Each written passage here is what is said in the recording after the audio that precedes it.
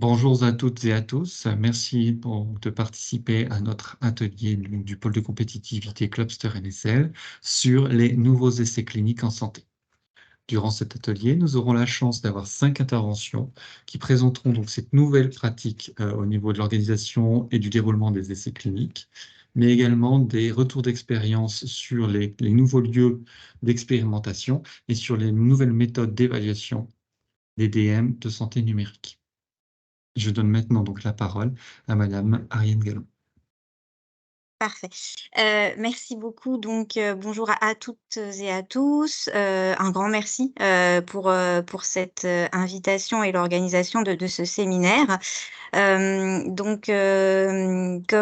annoncé, en introduction, l'idée c'est donc moi je suis Ariane Gallo-Passy, je suis directrice de la recherche clinique, au LEM et donc nous travaillons, beaucoup autour de l'attractivité de la France sur cette activité, de recherche clinique. Et notamment nous avions, effectué une étude l'an passé, que je vous partagerai, également, qui s'est intitulée «Essais cliniques 2030» et qui recensait un petit peu les nouvelles approches, dans, la recherche clinique, avec 3 focus, des, technologies de santé, innovantes, nouvelles, des méthodologies, innovantes, par exemple des bras virtuels, l'utilisation de données en vie réelle et puis des modalités de, réalisation, innovantes telles que la décentralisation et la digitalisation. Et de l'avis de tous, experts internationaux et nationaux, c'est ce dernier point, décentralisation et digitalisation, qui est, le plus, à court terme, qui va un petit peu révolutionner, la manière, de réaliser des essais cliniques. Et donc c'est la raison pour laquelle, j'ai choisi de faire ce focus-là et de finalement de le faire à 2 voix, avec Charlotte.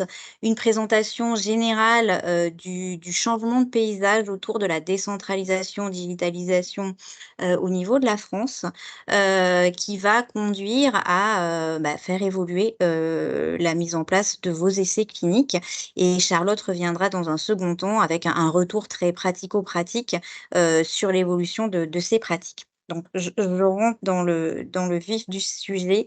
Hem donc rappeler, un contexte, pourquoi, de l'avis de tous, c'est cette révolution, c'est cette innovation, qui va être à court terme vraiment, transformante dans l'activité de recherche clinique. Alors évidemment, on a ce contexte de la pandémie, voilà un contexte un petit peu obligé. Les essais cliniques qui étaient en cours avec, une contrainte, de ne avec un hôpital non accessible pour les patients, qui participaient, alors à ces essais cliniques et donc très vite adaptation, des circuits bis, de recherche et des recommandations à la fois européennes et nationales pour essayer, d'apporter des solutions et de ne pas stopper ces essais cliniques en cours. Bien évidemment, pour au-delà de la pandémie, pourquoi, on a un sujet autour de la décentralisation et de la dématérialisation des essais cliniques? Essentiellement pour, améliorer la qualité de vie du patient pendant, cet essai clinique et on sait que, tout ce qui est autour du recrutement, constitue un vrai sujet, un vrai enjeu, pour la réussite des essais cliniques. Nous avons par exemple 15 des patients qui sont sollicités, à participer, à un essai clinique qui vont refuser pour, une raison de distance géographique trop importante vis-à-vis du centre investigateur. Et puis, également, on va avoir 86 des essais cliniques qui vont être retardés, dans leur phase de recrutement. Alors ça va être dû par exemple à des essais cliniques un peu contraignants, des phases de suivi trop longues, qui vont nécessiter par exemple des visites trop fréquentes à l'hôpital. On a un sujet France également, notamment, pour les entreprises du médicament. On va avoir la moitié des essais cliniques qui portent sur l'oncologie, 20 des essais cliniques qui portent sur les maladies rares et on sait qu'actuellement, les essais cliniques, en oncologie vont nécessiter des suivis très long terme. Sur les maladies rares, on a une structuration au niveau de centres de référence très souvent éloignés du domicile du patient. Et puis on a également énormément d'essais cliniques, sur le dispositif médical par exemple ou le DMDiv, avec notamment, l'entrée en vigueur du règlement, européen, la nécessité de réaliser des études de performance et on sait, dans le cadre de ces études, on a, beaucoup d'investigations cliniques qui se réalisent au niveau de la médecine de ville. Donc on a un cadre hors hôpital, donc là aussi des circuits de recherche, à construire. Et donc nous, notre challenge, côté industriel, on était vraiment persuadés que voilà, qu'on a besoin pour rester attractif, généraliser ou de rendre possible ces essais décentralisés. Donc, on n'est plus un essai clinique autour de l'hôpital, mais on va avoir un essai clinique autour du patient avec, implication, de personnel de recherche qui va pouvoir être mobile ou d'outils digitaux qui vont pouvoir, compléter, la réalisation d'essais cliniques classiques. Alors notre premier point, a été de convaincre les autorités, de dire: «Voilà, c'est un vrai challenge, il faut que la France s'adapte» et notre premier argument a été de montrer ce qui se passait à l'international. Nous avons donc alors, voilà. Nous avons donc, discuté avec les autorités et rappelé qu'à l'international, avant essais cliniques, on avait 10 d'essais cliniques, avant le Covid-19, pardon, nous avions 10 des essais, qui étaient dits hybrides, c'est-à-dire qu'il y avait une partie, soit décentralisée, soit dématérialisée, qu'après le Covid, ce chiffre était passé, à 40. Ce pourcentage était de 40. Qu'au niveau des différents pays, on avait, notamment en Europe, au Royaume-Uni, une assez bonne, appréhension du sujet, avec une culture du numérique dans la pratique, notamment, système de santé qui était, très avancée et plus avancée qu'en France. L'Espagne qui, devient un grand compétiteur, au niveau recherche clinique, par rapport à la France, a conservé ses recommandations ou ses, circuits, mis en place lors du Covid, après le Covid. Et donc nous, on est sur une position intermédiaire, mais on voit bien que dans un contexte compétitif, il y avait, des actions à mettre en place. Notre deuxième élément d'argumentation a été de dire: «Beh, voilà, nous, finalement, on a un retour d'expérience à partager avec vous, autorités, sur cette période 2020-2021. On a mis des choses en place, sur tous ces processus, et donc on peut partager les difficultés rencontrées. On a identifié, des choses à mettre en place pour faire évoluer le cadre». Et donc, on a réalisé une enquête, auprès de tous les opérateurs, qui avaient, mis en place ce type, d'évolution et donc, on était assez contents d'avoir une diversité, de participants à cette enquête. On avait à la fois des établissements de santé, à la fois, CHU et centres de lutte contre le cancer et puis, des industriels, alors soit, du dispositif médical, soit des biotech, soit, des, entreprises du médicament et au total, on avait 47 répondants, qu'on a interrogés donc sur la période 2020-2021, sur leurs pratiques de décentralisation, digitalisation, au niveau des différentes grandes étapes des essais cliniques, l'information patient consentement, la contractualisation, les étapes de recrutement, la dispensation du traitement, et le suivi du patient à son domicile, et le contrôle qualité de la donnée.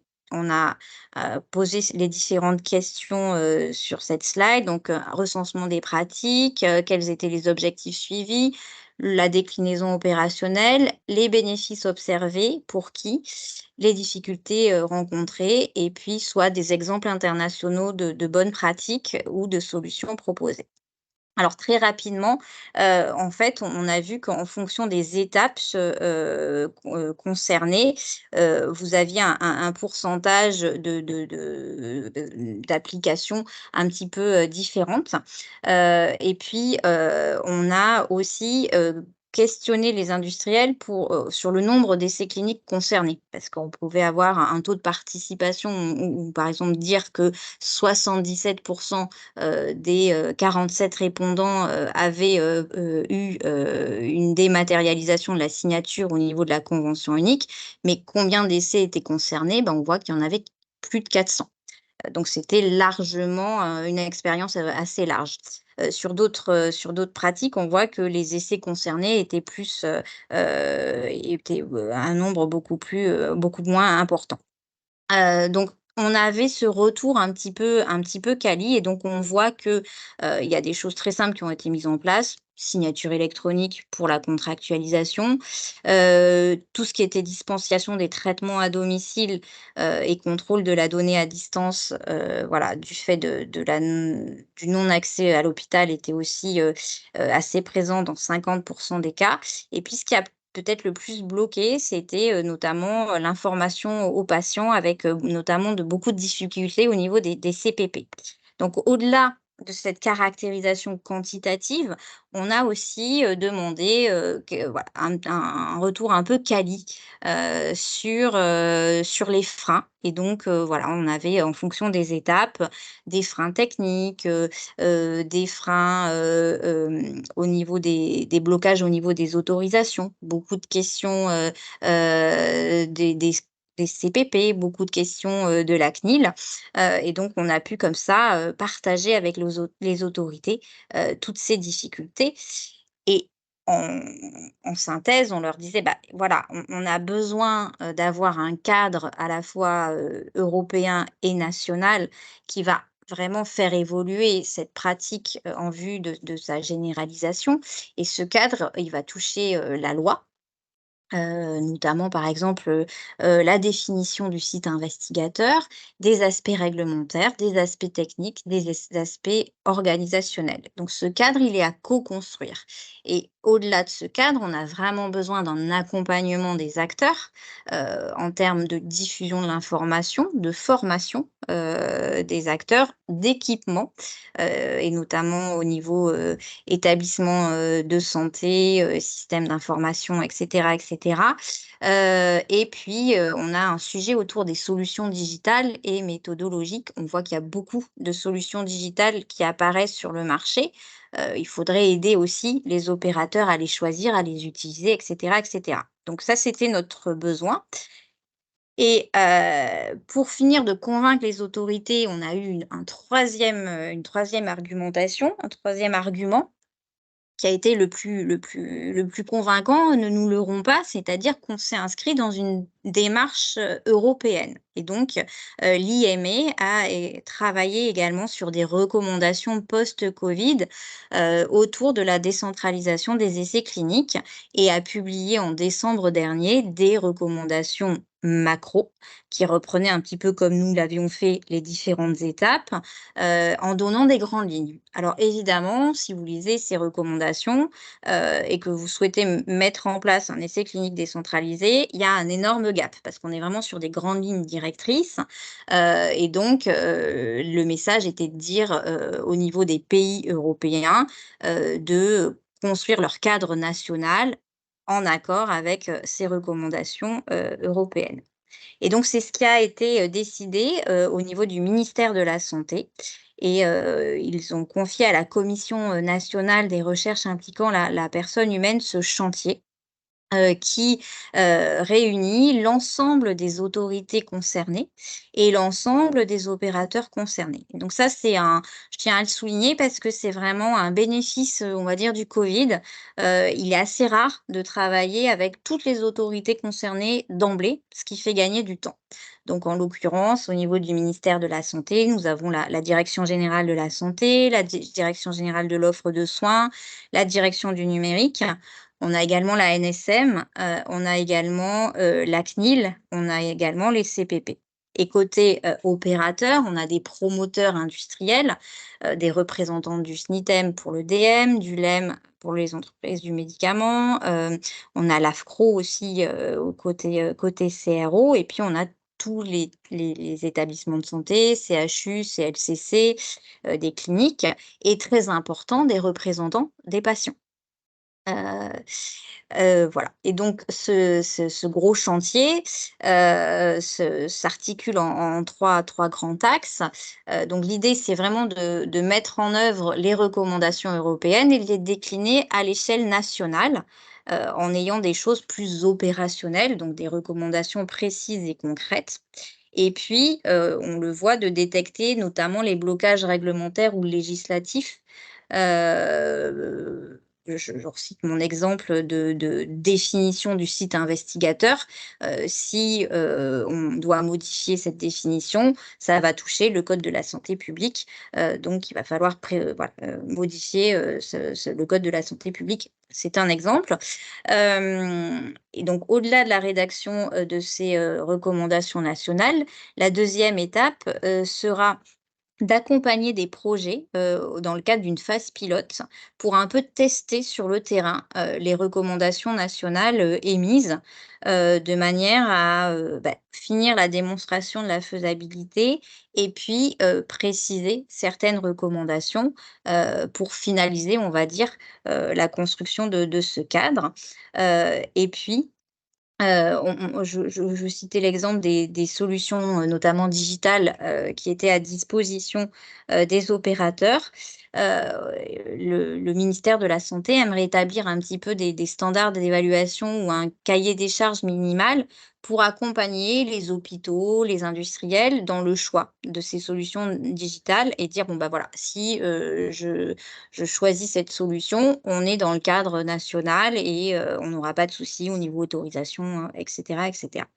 Donc c'était un petit peu les trois grandes étapes de ce chantier, donc qui a commencé, on va dire, depuis 1 an, à peu près. Et donc c'est pas pour rentrer dans le détail et vous ennuyer avec ça, mais voilà, c'était pour, vous présenter un petit peu notre méthodologie. On s'est dit que finalement il y avait beaucoup de sujets transversaux et que, on avait pris les grandes étapes à travailler qui reprenaient un peu le plan des recommandations, européennes. Donc voilà, on est sur ces notions de lieu investigateur, qui est responsable, comment intégrer un lieu satellite, tout ce qui est autour de l'information patient, du recueil du consentement, la dispensation des traitements, auprès du patient, le circuit, de la donnée. Et puis le monitoring à distance avec, en cible peut-être, la solution de pouvoir se connecter, pour un arc à distance au système d'information de l'hôpital, et que ce soit, inscrit dans les méthodologies de référence de la CNIL. Et donc pour toutes ces étapes, on les travaille soit au niveau, je dirais, bonne pratique clinique. Soit au niveau des données, personnelles et respect du cadre RGPD, et soit au niveau des outils et des méthodes. Donc là, on est plutôt sur le livrable 3, et donc on est aussi sur un sujet transversal. Tout ceci est coordonné, au niveau du ministère. Donc, là aussi, c'est pas pour vous lister les personnes, mais c'est juste pour que vous ayez conscience de la diversité, donc, côté, opérateur, concerné, et puis côté, pardon, côté régulateur concerné, puis côté, opérateur. Donc, c'est un gros travail de coordination, mais ça fait vraiment la richesse, du travail. Vous imaginez bien que chaque autorité, bon, regarde son périmètre, donc la partie éthique, pour les CPP, essentiellement la partie sécurité, patient, pour la NSM, la partie, données, pour la CNIL. Mais le fait d'être tous ensemble, en fait, crée une dynamique, positive, autour du projet. Un dernier élément, contextuel sur le calendrier. Alors on est un petit peu en retard dans les travaux. Initialement, on devait avoir finalisation des recommandations, fin juin, avec mise en place, de projets pilotes.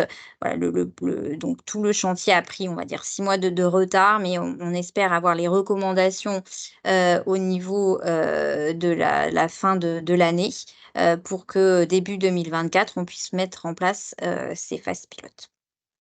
Donc voilà un petit peu le cadre très général, que je voulais partager avec vous. Je ne sais pas, Maximilien, si vous voulez qu'on passe sur la présentation de Charlotte et qu'on fasse les questions. Je pense que ce serait Voilà. pertinent et de Ouais, prendre les questions après l'intervention de Charlotte. parfait. D'accord. Je vous laisse Ouais, donc du la coup, main. mmh, je vais partager ma présentation. Eh bien, tout d'abord, merci pour cette invitation et merci, Ariane, pour cette première partie de présentation donc, qui introduisent les essais décentralisés. Donc, comme indiqué, moi, je suis chef de projet clinique et j'intègre déjà dans ma pratique une partie de décentralisation dans les essais dont j'ai la charge. Et donc, chez LCLB Pharma, on est assez axé dispositif médical et nutraceutique. Donc, on a aussi un retour d'expérience sur les essais DM et suite à la mise en application du règlement européen. Alors, tout d'abord, je voulais compléter la contextualisation présentée par Ariane avec les travaux du groupe de travail AFCRO, dont je fais partie, donc le groupe de travail sur les essais décentralisés, et avec lequel nous avons identifié 3 axes de pertinence pour la conduite d'essais décentralisés. Donc notamment un premier axe avec pour les patients une simplification du suivi et de parfois la lourdeur qu'implique la participation à un projet de recherche. Donc ensuite, pour les investigateurs et les promoteurs, c'est très clairement sur l'efficacité du recrutement. Et également un troisième axe avec, pour les professionnels de ville, une valorisation et un intérêt pour la profession. Après, parfois aussi d'intégrer une partie décentralisée à l'essai, c'est la seule solution pour que le projet voit le jour et puisse être mis en place. Alors, donc pour pouvoir mettre en place des essais décentralisés, on a besoin d'utiliser de nouveaux outils et ce sont principalement des nouvelles technologies en santé numérique ou des outils de dématérialisation. Donc, j'ai pris le parti de vous présenter 3 retours d'expérience avec 3 outils différents dans le cadre de différents projets que nous avons conduits. Donc, le premier projet, c'était une étude en néphrologie qui intégrait un suivi diététique et donc nous avons mis en place un circuit de consultation à distance pour les consultations diététiques des patients. Donc en termes d'avantages, ça a vraiment été une réduction des temps et des coûts de déplacement pour les patients puisque un certain nombre d'entre eux résidaient vraiment à distance du site d'investigation et du coup, ça permettait vraiment de réduire leurs déplacements. Également une expertise du personnel formé. Donc, dans le cadre de ce projet-là, on avait vraiment une collaboration avec une diététicienne spécifique et qui était experte dans le suivi des patients de néphrologie. Donc, elle avait déjà une solide expérience sur les conseils à dispenser à cette population de patients en particulier.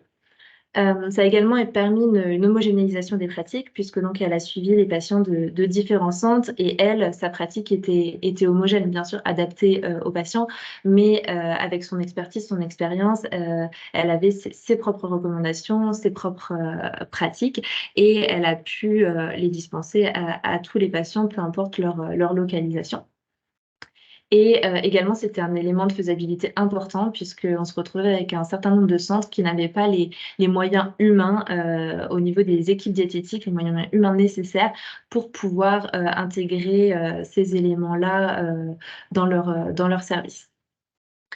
Au niveau des difficultés que nous avons pu rencontrer, ce sont principalement des difficultés techniques pour les patients, donc avec parfois une mauvaise connexion pour des patients qui peuvent vivre en milieux ruraux, donc une difficulté de connexion à Internet. Parfois des difficultés avec les caméras, les micros. Donc, quand on se connecte à une plateforme de consultation à distance, il faut accepter que la plateforme accède à la caméra de l'ordinateur. C'est des choses qui sont toutes simples, mais qui peuvent être, lors de la première utilisation de la plateforme, assez compliquées à identifier et peuvent être bloquantes. Et donc, parfois des micros qui ne sont pas activés, qui ne fonctionnent pas. Et également, on a eu des difficultés à choisir la plateforme adaptée. Donc, il a vraiment fallu qu'on fasse un travail assez approfondi à ce niveau-là, puisqu'il y a quand même un certain nombre de plateformes qui ne sont pas en conformité avec le RGPD. Et enfin, voilà, c'est très important de bien s'assurer de cette conformité-là. Et après, j'ai mis en dernier un point, c'est un plus et un moins. Donc, c'est la communication entre les membres de l'équipe soignante. Ça peut soit très bien fonctionner si on a des équipes qui s'entendent bien et qui communiquent de façon fluide, et à ce moment-là, vraiment accélérer le suivi patient et les échanges. Soit ça peut être compliqué quand les équipes ne se connaissent pas. Et c'est important de bien mettre en place des circuits de communication spécifiques pour être sûr qu'il n'y ait pas de manquement de loupé. Donc, au niveau des conseils que je pourrais vous donner si vous souhaitez mettre en place des consultations à distance pour vos essais, c'est vraiment de bien anticiper la réalisation de ces consultations dans la documentation de l'étude, de valider la conformité avec le RGPD. N'hésitez pas à demander un audit de la part de votre DPO pour être sûr que la plateforme choisie soit en accord avec la réglementation. De passer un temps à former les professionnels de santé concernés avec la plateforme, puisque ce sont eux qui seront derrière en contact avec les patients pour leur expliquer comment se connecter, comment l'utiliser. Donc, c'est bien de faire des tests en amont du lancement de projet, et vraiment la communication entre les différents acteurs est également très importante. Donc, faire le lien entre ces acteurs, s'assurer qu'ils se rencontrent au moins une fois avant d'initier le projet, ça peut être bénéfique. Alors ensuite, un deuxième outil, donc c'est tout ce qui va être objets connectés pour notamment la télésurveillance des patients. Donc nous, on a une étude en pneumologie qui intègre le suivi de l'observance des patients à la prescription d'oxygénothérapie et le suivi des paramètres de safety. Donc en fait, est installé au domicile du patient un dispositif qui mesure le débit d'O2 de leur appareil, et une montre qui recueille la fréquence cardiaque, la fréquence respiratoire. Donc, au niveau des avantages, c'est très clairement la collecte de données de suivi en temps réel qui ne sont pas disponibles sous un autre format. Donc, c'est des données très précieuses pour l'utilisation des dispositifs par les patients. Une remontée en temps réel des données, donc avec une minimisation des pertes de données et un volume de données qu'on peut recueillir plus conséquent, et donc derrière des analyses fines de l'utilisation des dispositifs médicaux. Un autre point qui peut être très intéressant, donc nous, dans le cadre de ce projet-là, il y a des rapports d'observance qui étaient générés suite aux données recueillies par les objets connectés, qui étaient transmis donc, au pneumologue référent du patient. En fait, c'était des patients qui avaient un suivi tous les 6 mois, et les rapports d'observance arrivaient à peu près à 3 mois. Donc, si le pneumologue identifie des signaux d'alerte suite à ces rapports d'observance, ou identifie que le patient n'est pas du tout observant, ça peut être très intéressant d'avancer la consultation et de réadapter la prescription au patient. Et donc, il y a aussi certains patients qui nous ont fait part d'un sentiment de sécurité. Donc, le fait d'être suivi vraiment au domicile au plus proche donc c'était des pathologies qui étaient quand même assez lourdes. Voilà, ça a développé un sentiment de sécurité. Et ensuite, au niveau des difficultés, des inconvénients, donc ce sont tout ce qui va être mésusage des objets connectés par les patients. Il y a des choses toutes simples comme recharger la montre. Voilà, oui, il faut y penser, et il ne faut pas oublier de la remettre derrière. Des patients qui vont déconnecter, enlever le dispositif, qui ne vont pas le remettre, ou qui vont appuyer sur un bouton. Donc voilà. Et tout ce qui va être dysfonctionnement des objets connectés, parce que dès qu'on a affaire à de la technologie, un bug, ça peut arriver. Et on a eu comme ça le cas d'une période de suivi qui n'a pas pu être enregistrée suite à un problème du dispositif. Donc, au niveau des conseils, c'est une nouvelle fois de vous assurer de la conformité avec le RGPD, de l'utilisation des objets connectés, et également des transferts de données. Veillez à bien cloisonner tout ce qui va être données identifiantes, données de santé. Donc, faites un plan d'analyse de risque. Assurez-vous d'avoir des hébergeurs de données de santé, et également de bien former et de sensibiliser les patients à l'utilisation des objets pour qu'il n'y ait pas de cas de mésusage. Et dernier point sur les outils, donc c'est tout ce qui va être autour des auto-questionnaires électroniques, donc avec des e-pro. Donc nous, on a l'habitude d'intégrer ces questionnaires dans nos essais cliniques, donc notamment pour évaluer l'évolution d'une symptomatologie au domicile du patient et l'utilisation des dispositifs médicaux, donc l'usabilité des dispositifs. Les avantages sont, selon moi, tous axés sur principalement le suivi projet, donc pour l'équipe projet avec un audit trail de la complétion des questionnaires. Ça peut vraiment être intéressant pour des études dans lesquelles le timing, la temporalité est très importante. On supprime également le risque d'oubli, de perte des questionnaires. Le patient n'a pas à penser à ramener le questionnaire lors de la consultation suivante. Les données sont directement enregistrées. On peut également intégrer des alertes de saisie, donc c'est-à-dire qu'on peut envoyer un mail automatique au patient pour qu'il se souvienne que 3 semaines après la première visite, le questionnaire doit être complété. Et on peut intégrer des tests de cohérence, donc ça permet d'identifier les données aberrantes et que le patient se corrige directement. Les limites sont, quant à elles, axées sur les limites techniques, donc avec la nécessité que les patients aient une certaine aisance vis-à-vis des outils informatiques. Donc, il faut qu'ils aient un ordinateur, une connexion Internet, qu'ils sachent compléter un questionnaire en ligne. Parfois, la création d'un compte à destination du patient par le professionnel de santé, ça peut ajouter une petite complexité au projet. Il faut bien l'anticiper dans votre étude. Donc, au niveau des conseils que je pourrais vous partager, c'est de vraiment bien prendre en compte votre population cible et de réfléchir si l'intégration d'un questionnaire électronique est possible, est faisable et sera facilement intégrable à votre projet. Je pense que c'est important aussi de bien évaluer les impacts financiers, donc en fonction du nombre de données, en fonction du nombre de patients souhaités. Et également, il faut prendre en compte que le contenu du questionnaire sera très important pour évaluer la faisabilité d'un auto-questionnaire électronique. Donc, deuxième axe autour des enjeux des essais décentralisés. Donc, ça va être tout ce qui va être en lien avec l'équipe investigatrice, puisque la décentralisation d'un essai clinique implique la démultiplication du nombre de personnes, donc du nombre de personnes constituant cette équipe. Donc là, vous avez un schéma avec qui représente vraiment donc, le centre principal, l'hôpital, et tous les centres satellites qui peuvent graviter autour de ce centre principal. Un centre satellite, ça peut être un cabinet d'un praticien libéral en ville ou le domicile du patient. Donc, premier point autour des professionnels libéraux en cabinet de ville. Donc, nous, on a conduit une étude avec des orthophonistes de ville donc, qui avaient un acte spécifique pour la recherche à réaliser au cabinet et la saisie des données. Donc, au niveau des avantages, c'était notamment le fait que ce soit le seul circuit possible, puisque la spécialité orthophonique dont nous avions besoin dans le cadre de ce projet-là n'était pas présente à l'hôpital.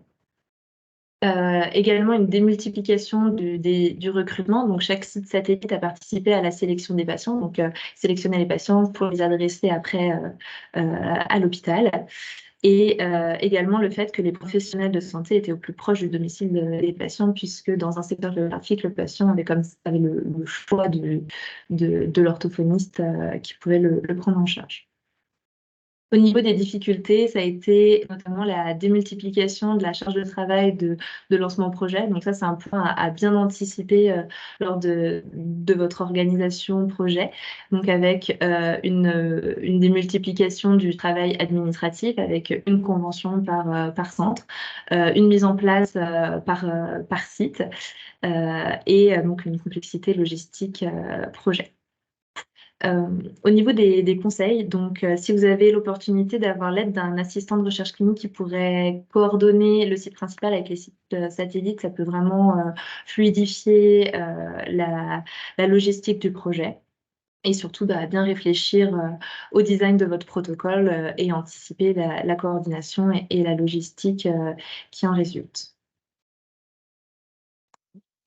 Et donc, deuxième point, l'intervention de professionnels libéraux à domicile. Donc, le plus courant, ce sont notamment les visites infirmières au domicile du patient. Donc, nous, on a eu le cas d'une étude. Donc, le soin demandé, c'était une simple prise de sang. Donc, ça s'inscrit dans la pratique classique des infirmiers, infirmières. Mais c'est un prélèvement additionnel spécifique à la recherche, donc pris en charge financièrement par le sponsor. Au niveau des avantages, c'était principalement le fait que les patients étaient atteints d'une pathologie lourde avec de grosses difficultés de déplacement, donc il n'était pas envisageable de les faire se déplacer à l'hôpital pour réaliser une prise de sang. Donc c'était un confort pour le suivi des patients dans le cadre du projet. On avait également besoin que les échantillons biologiques soient adressés à un laboratoire spécifique d'analyse identifié pour une analyse spécifique. Donc, voilà, on avait besoin d'une certaine rapidité d'adressage des échantillons une fois la prise de sang réalisée. Et donc, au niveau des difficultés, ça a été notamment toujours une complexité de coordination des équipes de soins. Et également une réalité terrain qu'il est important de prendre en compte dans la profession libérale, donc c'est le temps. Voilà, le temps est très précieux, donc il faut être efficace et que les circuits soient vraiment bien étudiés. Et donc, au niveau des conseils, ça va être de mettre en place un suivi très rapproché des réseaux infirmiers pour éviter tout manque. Alors, juste très rapidement, un petit focus sur les professionnels de ville. Donc, la décentralisation, comme je vous le disais, implique la participation de nouveaux acteurs tels que les professionnels de ville qui ne sont pas toujours habitués à la recherche clinique. Et je voulais juste vous repartager rapidement le cadre réglementaire avec la définition des investigateurs. Donc, pour la loi Jardé, donc c'est l'article L1121.3. Et donc, dans le RDM, avec l'article 62, donc qui élargit la définition d'investigateur. Et également, bien attirer votre attention sur le fait que si vous concluez des conventions financières avec les professionnels de ville, vous serez soumis à la loi anti-cadeau, donc qui définit les seuils à partir desquels il est nécessaire de demander une autorisation pour la mise en place de tels contrats dans le cadre de la recherche, avec donc la plateforme spécifique OCNOM qui est IDAE, et pour tous les autres ordres, EPS.santé. Donc voilà, n'oubliez pas ce point important. Et dernier point pour le focus sur les professionnels de ville, donc bien constituer votre dossier administratif. Au niveau du recueil du CV daté et signé, en fait, ils sont rarement disponibles puisqu'ils n'en ont pas besoin pour leur pratique au quotidien. Donc, n'hésitez pas à leur proposer des modèles après compléter. Les certificats de bonne pratique clinique sont pareillement rarement disponibles. Ils sont naïfs de formation bonne pratique clinique. Donc, nous, on leur propose de réaliser des formations en ligne. Donc, il y a la formation Accelerate, celle des GIRSI. Mais ce sont des formations qui sont très axées sur la recherche à l'hôpital et le médicament. Donc, je pense que ce serait intéressant de développer des nouvelles formations BPC. Donc, suite probablement aux recommandations qu'on pourra avoir de la part des autorités et l'évolution des guidelines, et aussi bien faire preuve de pédagogie, prendre le temps de bien former vos réseaux. Si vos réseaux sont bien formés en début de projet, ça fluidifiera vraiment la conduite de vos études. Donc voilà, je vous remercie.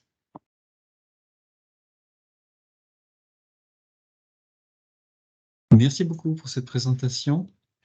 Alors, nous avons déjà des questions. Je pense destinées plutôt à Charlotte. Donc, Nathalie Frisical demande si vous avez un exemple d'outil de téléconsultation qu'on peut donc déployer dans un essai, je suppose. Oui, alors nous, on a utilisé, je vais vous dire ça.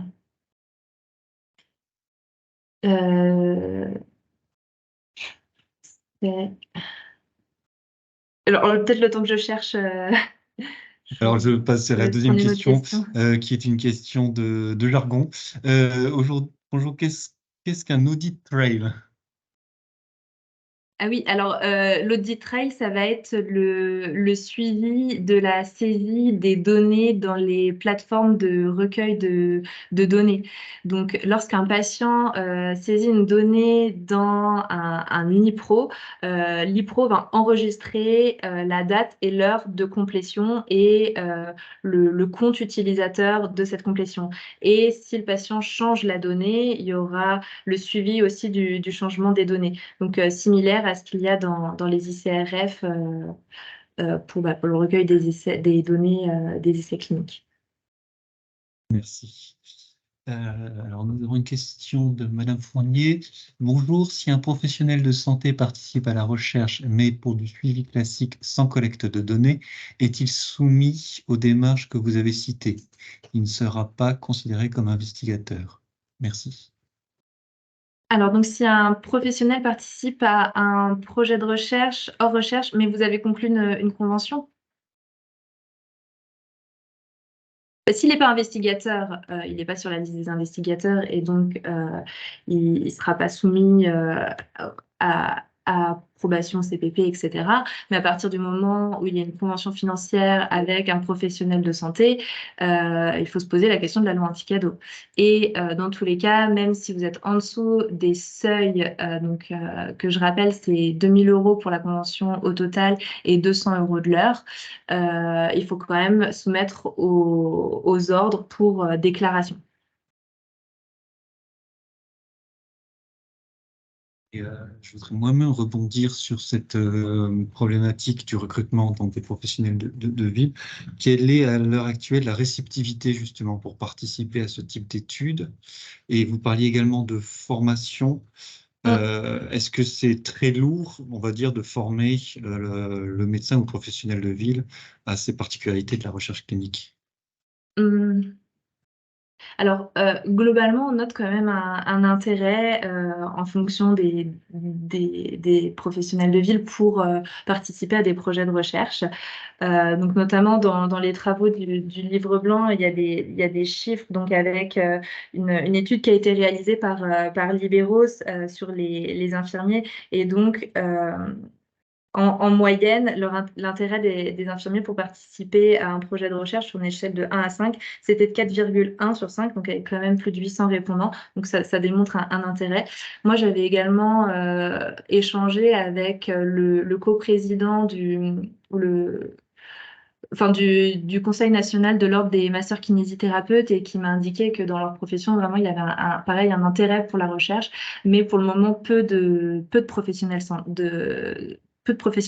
formés avec un réseau de 300 masseurs kinésithérapeutes qui étaient déjà sensibilisés à la recherche clinique. Et c'est vrai que c'est un travail assez lourd en début de projet. En fait, Enfin, moi, c'est mon quotidien, je le notifie plus forcément, mais les retours qu'on peut avoir, c'est sur la lourdeur administrative. Donc, on va demander un CV, on va demander une attestation de formation en bonne pratique clinique, après, on va mettre en place un contrat, après, on va faire une formation de mise en place avec le TMF, donc le classeur qui va être très conséquent en documents. Il y a le protocole, ils vont devoir signer une page de prise de connaissance du protocole avec un formulaire de délégation des tâches, les visites de monitoring. Donc, je pense que c'est important de leur expliquer pourquoi on demande toute cette administratif pour participer à un projet de recherche, parce que ça vient pas de nulle part. Le consentement, c'est indispensable et c'est important de bien sensibiliser à ce niveau-là. Le contrôle qualité des données, c'est pour vraiment assurer la robustesse des résultats en fin d'étude. Et c'est vrai qu'au début, il peut y avoir un étonnement. Mais souvent, en fin de projet, quand ils ont plus l'habitude et qu'ils voient aussi les résultats, il y a c'est mieux compris. Et ils en redemandent? Peut-être que je compléterai juste ce point. Je rejoins tout à fait les propos de Charlotte. Alors, c'est vrai qu'il y a un intérêt certain, mais après, il y a aussi un principe de réalité. C'est une activité chronophage sur la partie administrative, sur la partie aussi saisie de la donnée. Et donc, et voilà, il y a des réflexions aussi au niveau ministériel pour essayer de structurer un peu cette activité, de libérer un peu de temps ou peut-être aussi ce que l'on voit, c'est l'intérêt d'interagir avec par exemple des maisons de santé où on va avoir voilà, plusieurs professionnels et les possibilités de mutualiser du personnel ou peut-être une assistante qui peut aussi avancer sur ces aspects-là. Mais voilà, un professionnel de santé isolé, qui n'a jamais fait de recherche, selon les protocoles, voilà, c'est vrai qu'il va être intéressé, mais il va dire: «Bah, moi, j'ai pas le temps» ou donc il y a quand même cette réflexion à avoir collectivement pour, les accompagner, et les intégrer, dans cette mission. Alors, Très bien, merci. j'ai juste retrouvé le nom de la plateforme que nous avons utilisée, c'est Consulib. Donc voilà, après on a dû adapter certains process pour que ce soit applicable à notre étude. Merci. Alors, on a encore 2 questions, ensuite on passera aux intervenants suivants. Y a-t-il d'autres grandes catégories de technologies digitales qui permettent le développement des essais cliniques décentralisés/dématérialisés, en dehors donc du télésoin, des dispositifs connectés et des autoquestionnaires? Oui. Heu, Très probablement. Hem, alors moi, je vous ai parlé de ceux que j'ai utilisés, mais je ne peux pas prétendre connaître tous les dispositifs, du marché. Je ne sais pas, Ariane, si vous voyez d'autres grands Heu, axes, Après il y a tout ce qui est consentement à distance, qui se développe et information, du patient, hein, en Mmh. partant du principe que, bah, finalement, est-ce qu'il vaut mieux que le patient, il signe le consentement, dans le cabinet de l'investigateur en n'ayant pas forcément pris le temps, ou est-ce que c'est mieux de le s de signer chez lui, en ayant bien lu, Mmh. réfléchi, et de faire ça à distance. Donc il y a toute cette partie en lien avec l'information et le consentement du patient. Et puis, bah, toute la partie, sur le contrôle qualité de la donnée. Donc voilà, il y a soit comme je l'ai indiqué, on pourrait, se plugger sur le système d'information de l'hôpital, soit il y a aussi, l'option de transférer la donnée, à contrôler sur une plateforme tierce. Donc il y a aussi des voilà, donc moi je vois ces grands axes, heu, en plus de ceux détaillés par Charlotte. Merci. Et la deuxième question est justement sur le consentement, donc la signature du consentement est-elle possible à distance? Si oui, dans quel cas? Donc je pense que vous avez répondu partiellement. Alors on y travaille, Mmh.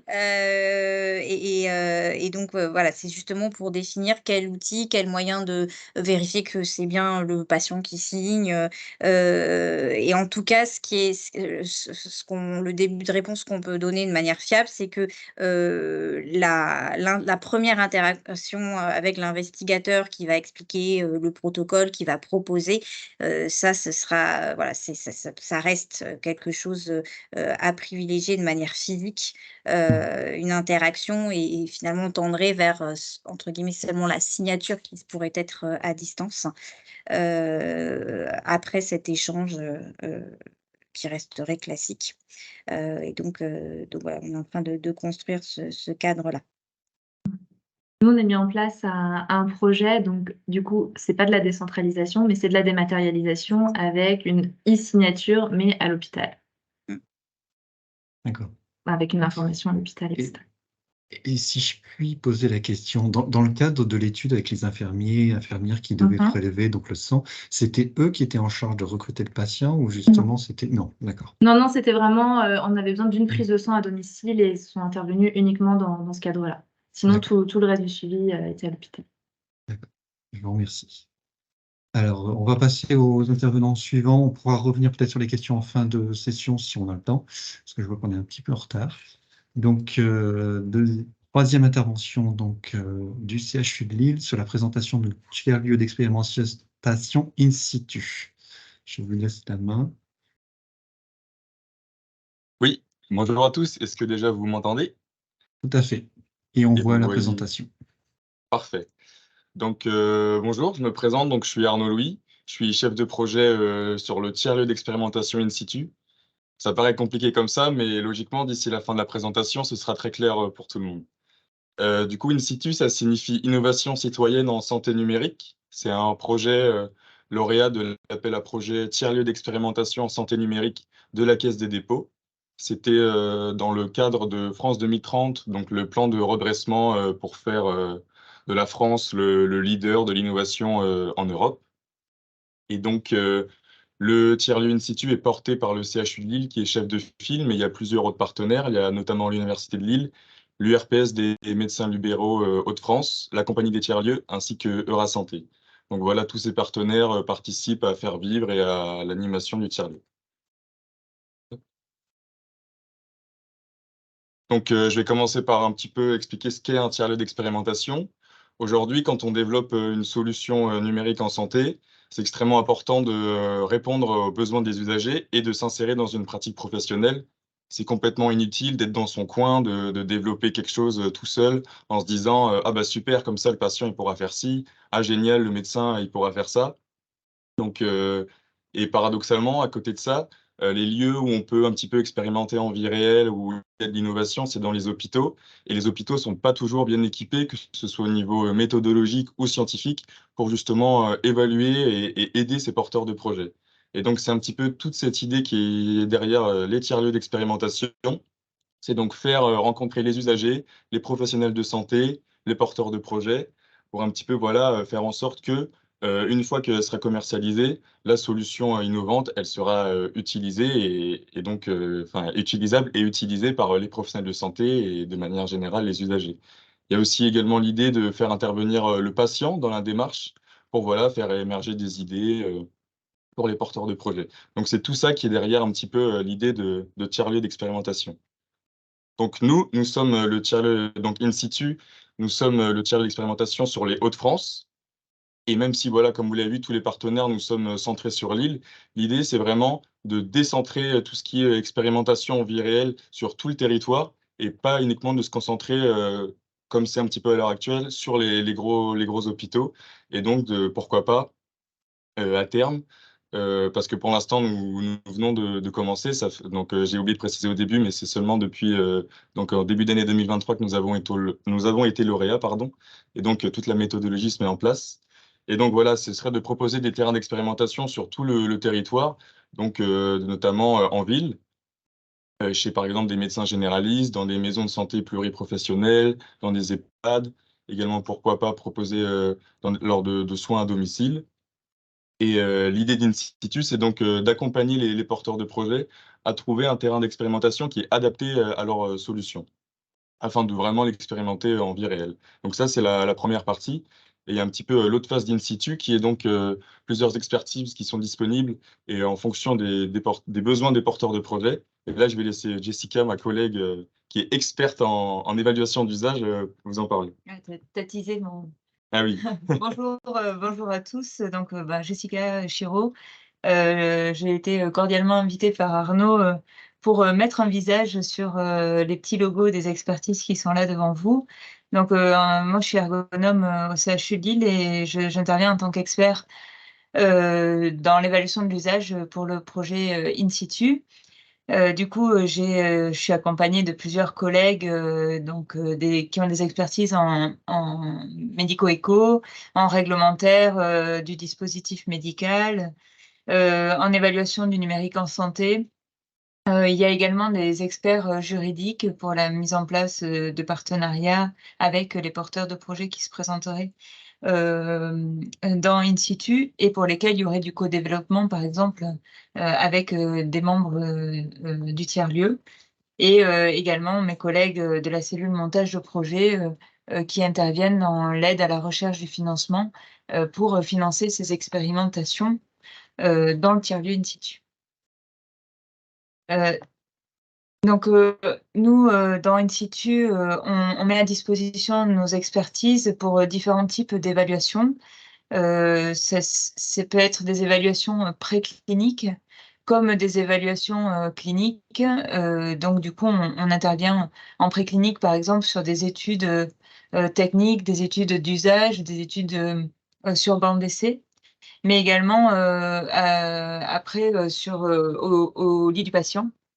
Donc, sur des études plutôt de performance ou de sécurité, des études de bénéfices cliniques où là, on va, par exemple, montrer le bénéfice clinique pour aller chercher un remboursement à la Sécu.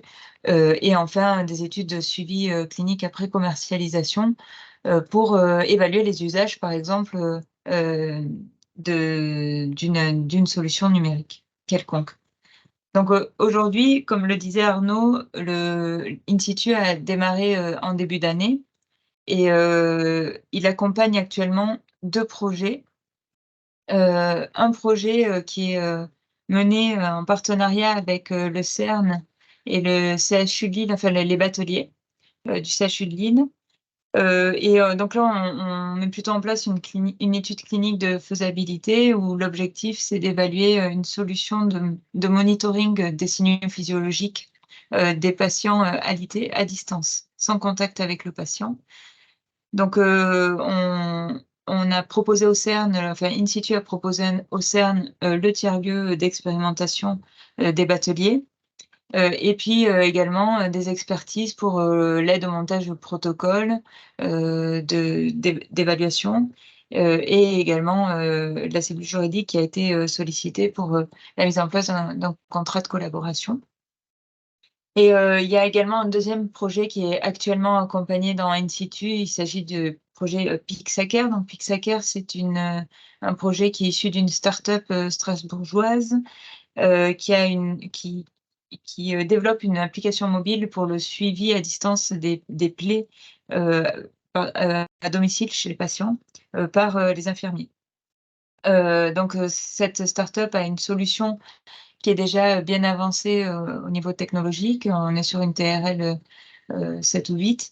Et donc, elle a sollicité le tiers-lieu InSitu pour avoir des terrains d'expérimentation en ville et également pour l'aide au montage du protocole d'études cliniques qui est mis en place, donc avec les experts médico-économiques et les experts réglementaires du CHU. Voilà. C'était pour un peu illustrer les activités qu'on pouvait faire dans InSitu. Je repasse la parole à Arnaud qui va vous expliquer comment intégrer InSitu. Voilà. Donc là, on a vu InSitu, c'est génial. On peut faire des expertises, il y a des terrains d'expérimentation. Mais concrètement, comment est-ce qu'on intègre le tiers-lieu? Donc, il y a le porteur de projet qui vient toquer à notre porte. Et donc là, il y a toute la méthodologie qui vient se mettre en place. Et comme j'ai expliqué au début, l'idée des tiers-lieux, c'est vraiment que le porteur de projet réponde à un besoin. Et donc, toute notre méthodologie d'intégration de InSitu est centrée autour de cette question du besoin. Et donc, au début, donc, le porteur de projet, voilà, il y a les premiers contacts qui se font avec l'équipe opérationnelle. Il répond à un premier formulaire où voilà, il décrit son innovation, les technologies utilisées, également son positionnement vis-à-vis du financement. Est-ce qu'il va être financé sur fonds propres? Est-ce qu'il vise déjà des appels à projets spécifiques? Également, quelles sont ses attentes vis-à-vis du tiers-lieu? Est-ce qu'il a déjà des idées de terrain d'expérimentation? Et l'équipe opérationnelle également peut déjà, à ce stade-là, répondre aux premiers critères qui sont finalement dans le cahier des charges de la Caisse de dépôt. C'est des critères auxquels on ne pouvait pas vraiment échapper, qui sont logiquement les doctrines. Il faut que la solution réponde à la doctrine de la santé numérique, évidemment, comme on est dans le cadre de solutions numériques. Il faut qu'il y ait également une objectivation du besoin et un TRL supérieur à 4. Donc un TRL, peut-être que tout le monde n'est pas très au courant avec ça, ça veut dire Technologic Readiness Level, et donc c'est une échelle un petit peu pour évaluer le stade de maturité d'une technologie.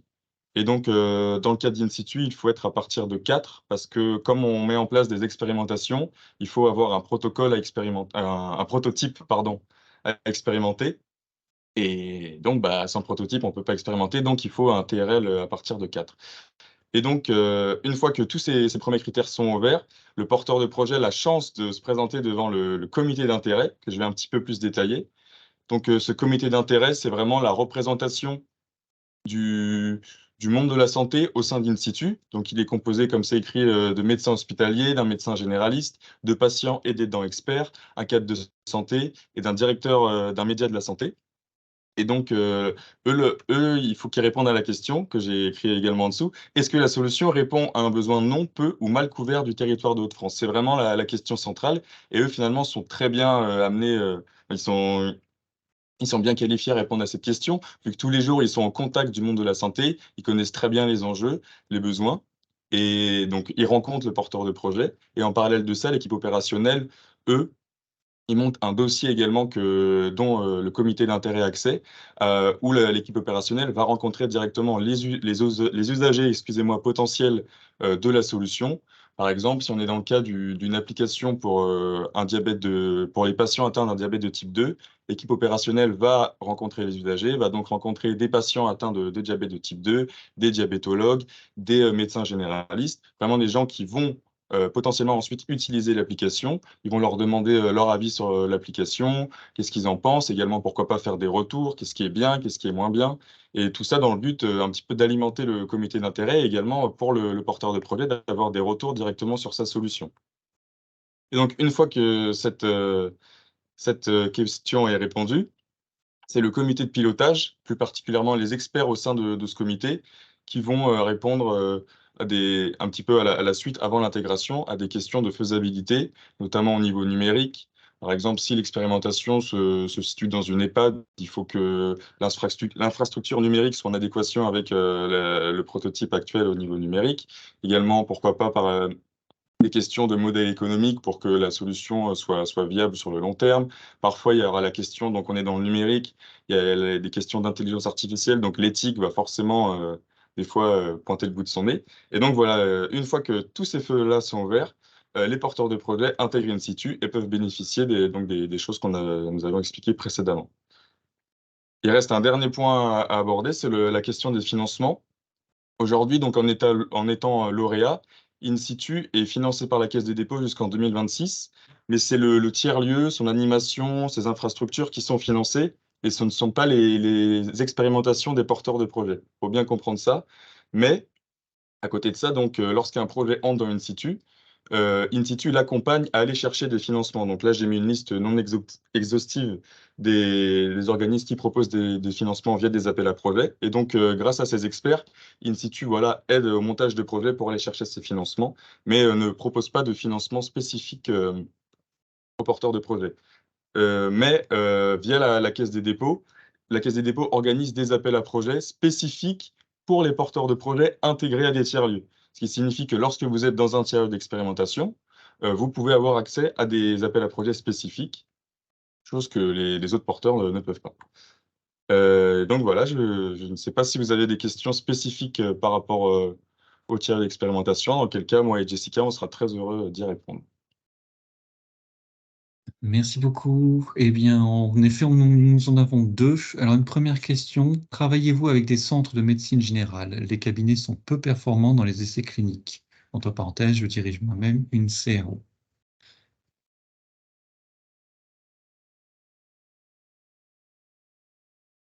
Alors, dans les membres partenaires du tiers-lieu InSitu, on a l'URPS médecin, ce qui nous permet d'avoir des terrains d'expérimentation partenaires, des maisons de santé pluridisciplinaires partenaires d'InSitu.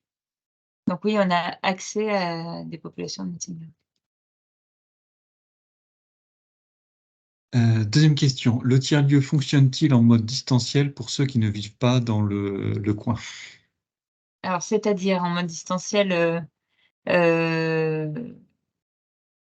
Le tiers-lieu, pour l'instant, il n'y a pas vraiment de lieu fixe où il y a des rencontres, etc. C'est un petit peu, c'est mobile, on va dire, comme organisation. Donc, il n'y a pas un local fixe où les gens se rencontrent, on va plutôt à la rencontre des gens. Après, voilà, quand un porteur de projet doit nous rencontrer, évidemment, ça peut se faire en distanciel, il n'y a pas de problème. Je ne sais pas si c'était ça la question. mais du coup, pour la mise en place des expérimentations, là, il faut être sur place puisque Oui. il s'agit de solutions numériques en santé. Alors, ça dépend de la solution, mais admettons si c'est une solution qui équipe une maison de santé pluridisciplinaire ou un hôpital, là, il va falloir se déplacer, former les utilisateurs et se rencontrer, oui. D'accord. Mais on ne limite pas l'accès aux tiers-lieux à des sociétés locales. On peut éventuellement élargir, comme avec Pixacar, par exemple, ils sont de Strasbourg. Tout à fait. Les expérimentations sont vraiment faites sur le territoire de Hauts-de-France, mais les porteurs de projets peuvent venir de n'importe où. Même, on est en contact là avec, par exemple, une société qui vient de Londres, donc là-dessus, il y a pas du tout de restriction. D'accord. Merci. Est-ce qu'on a encore une question pour l'équipe du tiers-lieu? N'hésitez pas.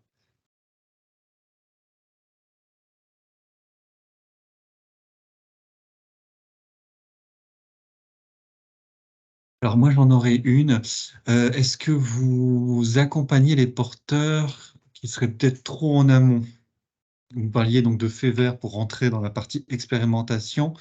Est-ce que vous proposez tout de même un accompagnement justement pour maturer une solution qui ne le serait pas? Alors là, il existe une autre structure qui permet de faire ça. Donc, je prends la parole parce que j'en fais partie également. Donc, je travaille au CICIT, c'est le Centre d'investigation clinique pour les innovations technologiques. Et nous, notre rôle, c'est d'accompagner des porteurs de projets en technologie de la santé, de l'idée jusqu'à la mise sur le marché. Et donc, nous, on interviendrait dans des étapes plus préliminaires de développement de prototypes où voilà, on est plutôt sur les étapes de conception, d'évaluation technique et de premiers protos pré-industrialisables. Et ensuite, on pourrait passer la main à in situ pour les phases d'expérimentation. Merci. Encore merci. Donc, nous passerons donc à l'intervention suivante, donc de la startup Cortex EMI. Je laisse la parole à Jean-Jacques et Bruno.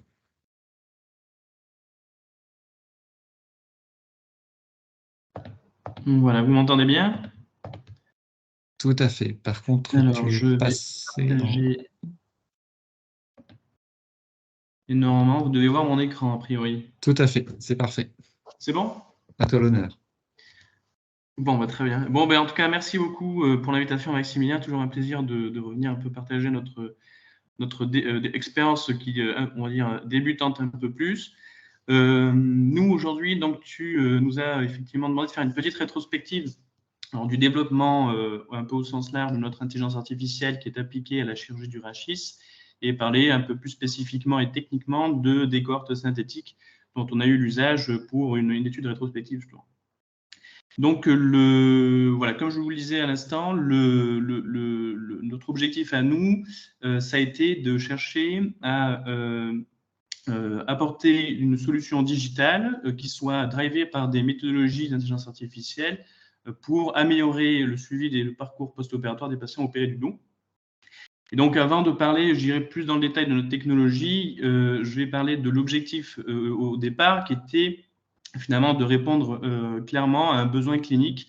Et je pense que c'est la base de toute innovation un peu dans la médecine aujourd'hui, c'est de bien définir effectivement la réponse à un besoin clinique et d'ailleurs de l'évaluer bien entendu le plus largement possible avant de se lancer pleinement parce que dans certains cas, le parcours peut être un petit peu long. Ça comprend au départ évidemment identifier peut-être au travers de si on n'a pas accès en tout cas au milieu de la santé au départ, accès au moins à des patients qui partagent leur expérience sur des thématiques X ou Y de maladies chroniques ou maladies graves et qui donc présentent et expriment un besoin. Puis ça s'étale jusqu'à la revue de littérature, bien entendu. Et puis, en dernier lieu, je pense que limite le plus important, parce que c'est là aussi vous allez faire le pas vers le milieu médical, c'est de poser la question et d'intéresser des spécialistes ou des médecins, un peu au sens large, ou des professions libérales dont on a parlé un peu tout à l'heure, ça peut être aussi bien des kinés infirmiers, effectivement, et d'interroger, voir si le besoin se vérifie et voir s'il y a déjà des solutions pour répondre à ce besoin. Donc, je dirais que le plus important, c'est d'abord bien définir le cadre, effectivement, d'innovation.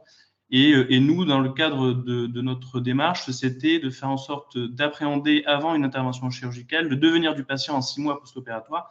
Et effectivement, on a pu avoir écho à notre problématique en questionnant de nombreux chirurgiens dans la chirurgie du rachis, notamment, aussi bien sur des chirurgies un peu plus invasives et orthopédiques que des chirurgies mini-invasives qui concerneraient davantage des interventions sur des nerfs ou des bouts des fragments d'hernie discale.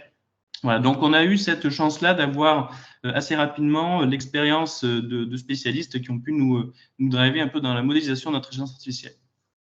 Et donc, une fois, je dirais, ce cap passé, qui, encore une fois, voilà, peut être déjà assez long, on arrive un peu dans un début de méthode où, comme à peu près tous les outils numériques qui veulent se performer dans le temps et surtout être réglementés, on va avoir besoin de collecter de la donnée, des informations de santé notamment, qui nous permettent d'argumenter au travers donc, du développement d'intelligence artificielle qu'on répond à un besoin clinique bien déterminé.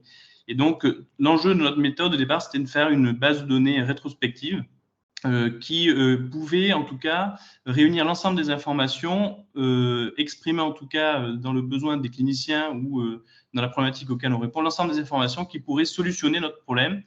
Et dans certains cas, en tout cas pour nous, c'était d'avoir une vision la plus large possible du patient pour faire ensuite cette prédiction sur le long terme de son évolution après la chirurgie. Et c'est dans ce contexte-là qu'on a commencé à recueillir des données de santé avec tout le parcours réglementaire associé, à recueillir des données de santé sur des cliniques de ville dans le domaine de la chirurgie du rachis pour pouvoir construire la matrice initiale à notre développement d'intelligence artificielle. Et donc, comme je l'écris dans cette première slide, c'est une approche holistique et multimodale, c'est-à-dire qu'on veut recueillir un maximum d'informations sur les patients pour commencer à évaluer l'importance de tel ou tel critère sur l'évolution et les devenirs du patient. Alors, maintenant, évidemment, tout ça, une fois mis en place, va faire face à de nombreuses barrières à l'entrée et des verrous technologiques qui vont être nécessaires à lever, justement. Parmi ces verrous technologiques, je le cite un petit peu en dessous ici, il y a des questions évidemment d'anonymisation des données de santé, l'accessibilité aux données, des fois très hétérogènes, mais aussi il y a des questions des fois d'interopérabilité avec d'autres systèmes d'information qui rajoutent de l'hétérogénéité dans la nature des données qu'on va recueillir. Et puis, dans certains cas, comme nous, dans des terrains des actes médicaux très spécialisés, on va avoir quand même au départ une faible quantité de données de santé qui, pour donner de la valeur à un outil utilisant de l'intelligence artificielle ou des modèles d'algorithmes, va être quand même indispensable. Donc, on devait répondre à toutes ces problématiques pour se lancer pleinement. Et donc là, c'est un résumé parce qu'on a essayé de faire un peu synthétique vu le temps de parole, mais en gros, c'est un résumé des solutions qu'on a déterminées pour répondre à ces diverses problématiques. La première des choses, c'est l'hétérogénéité pour, combler le gap un peu induit par l'hétérogénéité des données. On a dû générer un standard. Alors, on avait deux options, comme beaucoup d'innovateurs. C'est d'abord de s'adosser à un système d'information en place déjà dans un système de clinique ou aussi bien dans un système hospitalier, et s'adosser à ce système-là dans l'espoir de recueillir les données qui nous conviennent de la façon dont on a envie de les recueillir. Là, après des premières analyses un peu entre nos partenaires cliniques, on s'est rendu compte que ça a rajouté des leviers techniques qui nous empêchaient d'accéder à des données qui pouvaient être exploitées par notre outil d'intelligence artificielle.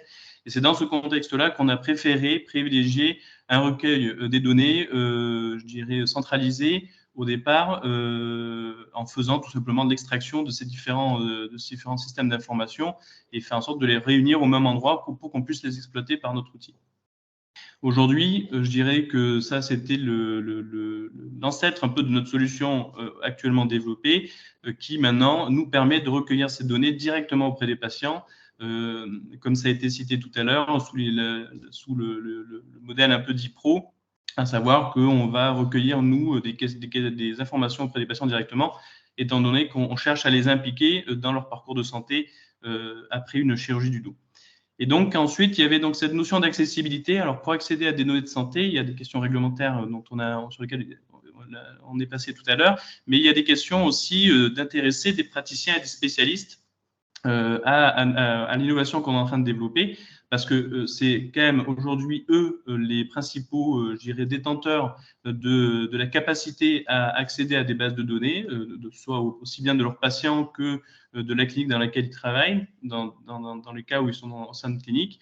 Et donc là, il fallait déjà, malgré le peu d'informations qu'on avait, et encore, je vous disais, les problématiques un peu d'accessibilité aux données, il fallait déjà intéresser des spécialistes en leur proposant déjà des premières perspectives, en tout cas, d'amélioration de leur prise en charge de leurs patients. Et c'est un vrai enjeu que, ne serait-ce que par l'argumentaire scientifique ou même le langage et la linguistique, il faut des fois s'imposer auprès des médecins ou des spécialistes, parce qu'il y a quand même toute une approche un peu technique de tout cet univers. Et ben, il y avait aussi l'enjeu de faire en sorte que le médecin puisse s'impliquer pleinement dans la stratégie générale et faire en sorte qu'il y ait quelque chose qui puisse s'en sortir. Donc ça, c'était vraiment quelque chose de très capital pour nous et dans le développement de notre intelligence artificielle. Donc après, c'était un peu l'objectif de cette présentation. On a eu usage, donc évidemment, parce qu'on avait encore peu de données, donc de patients virtuels.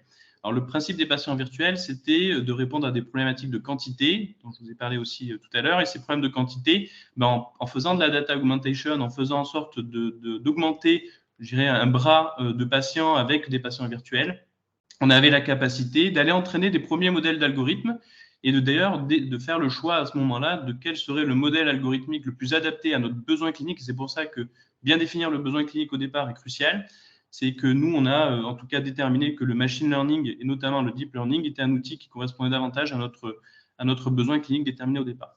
Mais bien sûr, il y a plein d'autres outils algorithmiques, je pense aux régressions linéaires, multivariées.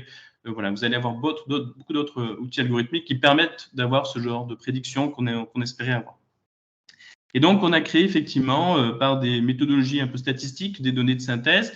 Là aussi, les modalités de genèse de ces patients virtuels sont diverses et variées. Là, on a fait dans les premières méthodes de création de patients virtuels, on va en parler un peu tout à l'heure, on a décidé de faire une forme de randomisation un peu des critères qu'on avait recueillis par nos patients sur la base de ce qu'on avait déjà comme information, avec une sorte de reproduction de patients virtuels avec des pondérations établies sur des consensus scientifiques et des revues de littérature. Mais ça, je vais en reparler un tout petit peu après. Et donc, après, le dernier plan, qui correspond un peu à tout ce qui a été décrit depuis ce matin, c'est la conformité aux exigences RGPD d'une part, l'accessibilité, le fait d'avoir en sorte de bâtir tout un contexte, une infrastructure algorithmique, une infrastructure au travers de l'API, du front-end, de tout ce qui s'adresse aux patients et tout ce qui s'adresse à l'algorithme, de faire en sorte que les données restent anonymisées, mais pour autant qu'il faut qu'elles soient exploitables. Donc, il y a là aussi un enjeu important, c'est que dans les processus d'anonymisation ou de pseudonymisation, il faut préserver l'aspect exploitable de la donnée pour que ça corresponde, encore une fois, à des données d'entraînement exploitables par notre algorithme. Et donc, notre démarche, ça a été donc de réunir, je vous le disais à l'instant, 65 patients qu'on a pu réserver à l'évaluation de la performance de notre algorithme dans le cadre d'une cohorte réelle, là, pour le coup. C'est ce qu'on a recueilli chez 65 patients, l'équivalent de 75 critères au départ. Après, là, aujourd'hui, on recueille à peu près 170 critères par patient. On a donc quand même un peu évolué et puis on a performé un peu nos méthodologies. Mais on devait recueillir des informations donc, pour ces patients pour qu'encore une fois, ça corresponde à notre besoin clinique et à notre besoin algorithmique. Ensuite, donc, on a donc en données d'adresse, on avait ces 75 critères qui là donc étaient les qualités de vie, les échelles de douleur. Il y avait aussi l'histoire de la santé, l'histoire de la maladie du patient, pour faire en sorte d'avoir une vision le plus adaptée et personnalisante possible du patient pour qu'on puisse lui offrir derrière un parcours de santé adapté. Et donc, en output de notre analyse algorithmique, on a 3 zones. C'est assez simple, ça s'apparente à un feu de route. C'est vert, orange et rouge. Vert, c'est que le patient est un bénéficiaire de la chirurgie, donc il évolue bien et donc il ne consomme plus de soins, entre guillemets, de manière assez générale. Le orange, c'est le patient qui, malgré l'intervention chirurgicale, a toujours recours au système de santé, aussi bien par le biais de traitements médicamenteux, d'imagerie, de praticiens de santé X ou Y, même des paramédicaux. Et dans ce cas-là, ces patients orange ne sont pas bénéficiaires on va dire, global de l'intervention chirurgicale. Et c'est à ces patients-là qu'on voulait apporter une solution complémentaire, étant donné qu'ils représentent quand même dans les cohortes un peu générales des patients opérés du dos 40% de la population. Donc, en définitive, c'est quasiment un patient sur deux, un petit peu moins, mais un patient sur deux qui va avoir, on va dire, des résultats post-opératoires qui peuvent être améliorés par un meilleur accompagnement. Et donc, basé là-dessus, on a généré nos fameux 10 000 patients via des tableaux randomisés. Donc, on a repris nos 75 critères. On a demandé à un script de faire en sorte de mettre présent ou absent les différents critères en fonction des patients. Et les différents critères ont été pondérés, je vous disais, par différentes méthodologies statistiques issues de la revue de littérature ou par des consensus avec les spécialistes là, en l'occurrence, c'est des chirurgiens ou neurochirurgiens, chirurgiens orthopédiques ou neurochirurgiens. Et avec ce consensus, avec la littérature, on a pu pondérer chacun de ces critères en les faisant apparaître de manière randomisée dans les tableaux. Et ça a généré nos 10 000 patients. Alors, on a, pour des questions de représentativité, on a cherché à faire l'équivalent du nombre de patients, donc 3300 patients par section, donc orange, vert ou rouge, pour faire en sorte d'avoir une population variée qui puisse être exploitable, là aussi, donner de la précision à notre algorithme. Donc, bien sûr, pour les aspects un peu plus techniques, Bruno est présent ici et il va pouvoir éventuellement répondre aux questions d'aspects techniques, parce que je vous disais tout à l'heure, les méthodologies de synthèse de bras virtuels, ou en tout cas de données de santé virtuelles, ou les fameux SEHR, sont diverses et variées. Ça peut être de plus en plus poussé en fonction des besoins, en tout cas de précision de vos innovations en numérique. Il va y avoir évidemment les outils de randomisation comme on a fait là. Il va y avoir également des méthodologies de réseau de neurones là aussi. Donc, ce sont des algorithmes qui peuvent là aussi générer des patients virtuels et entraîner l'algorithme initial. Enfin, vous allez avoir beaucoup d'applications pour créer ces données des données de santé virtuelles. Alors, il y a des avantages qui sont indéniables à cette utilisation, à cette exploitation des patients virtuels. La première, c'est que c'est une méthode applicable à des faibles cohortes. Alors, tout à l'heure, il en était fait mention, mais vous avez vu que quand même les champs où le digital et le numérique se développent beaucoup, et les expérimentations cliniques se développent beaucoup, c'est le champ de l'oncologie et des maladies rares.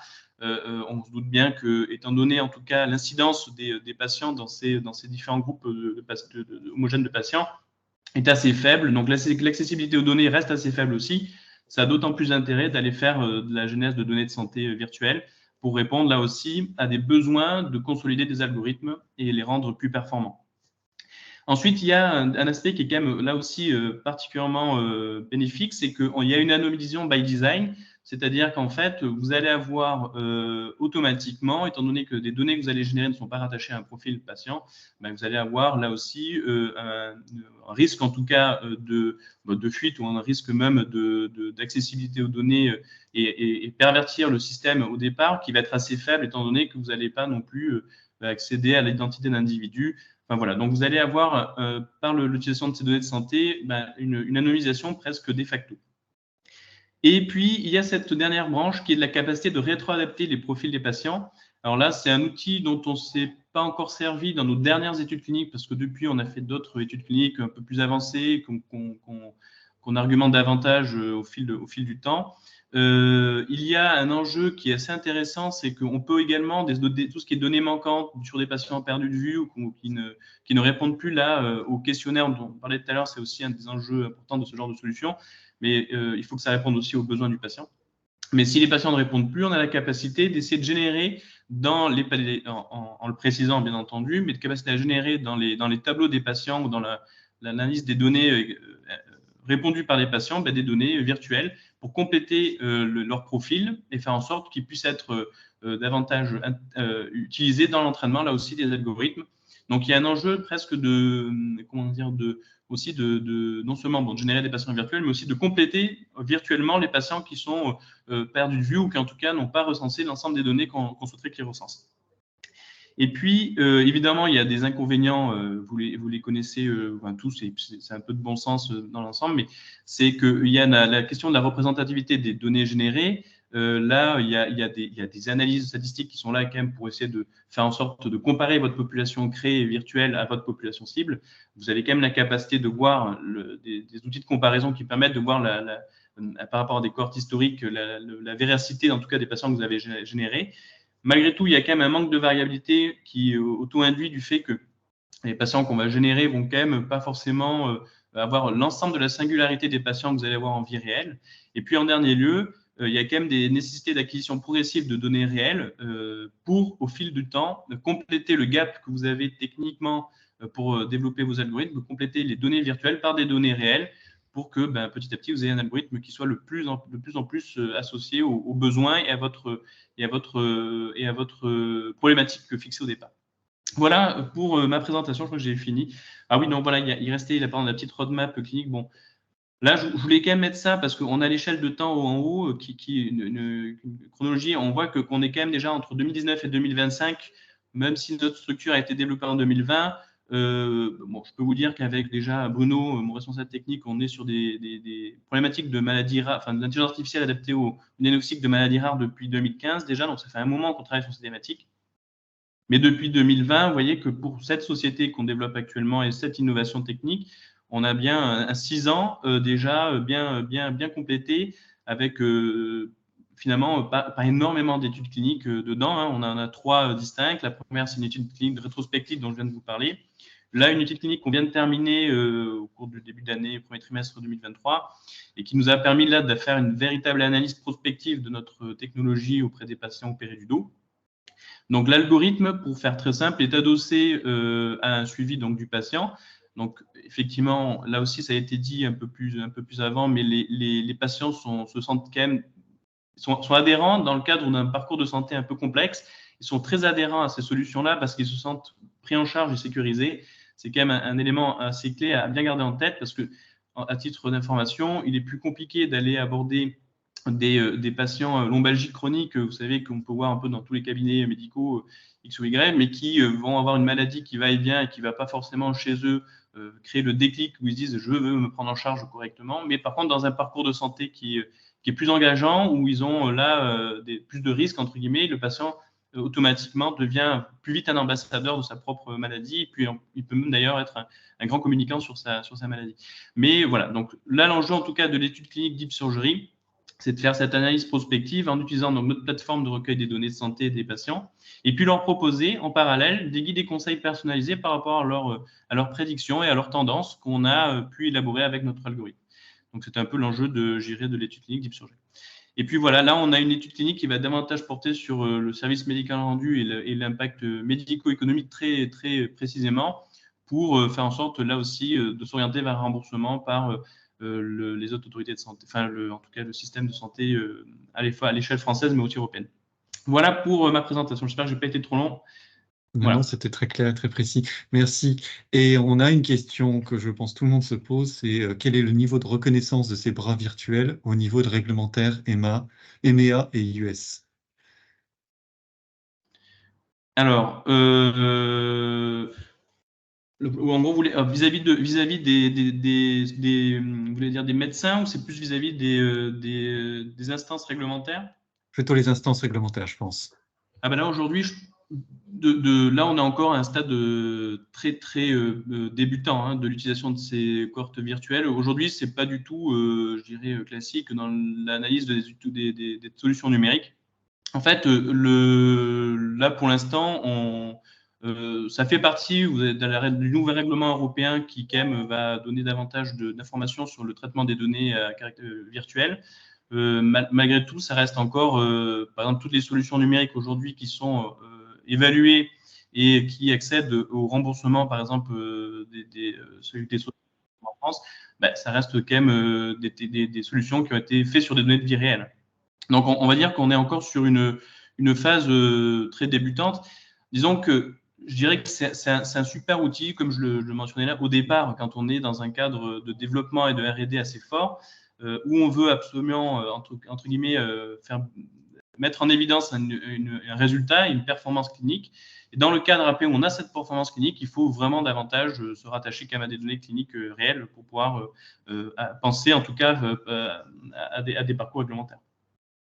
D'accord, merci. Donc réellement un outil de R&D et de validation avant de passer en clinique. Exactement. Très bien, merci. Est-ce qu'on a une autre question?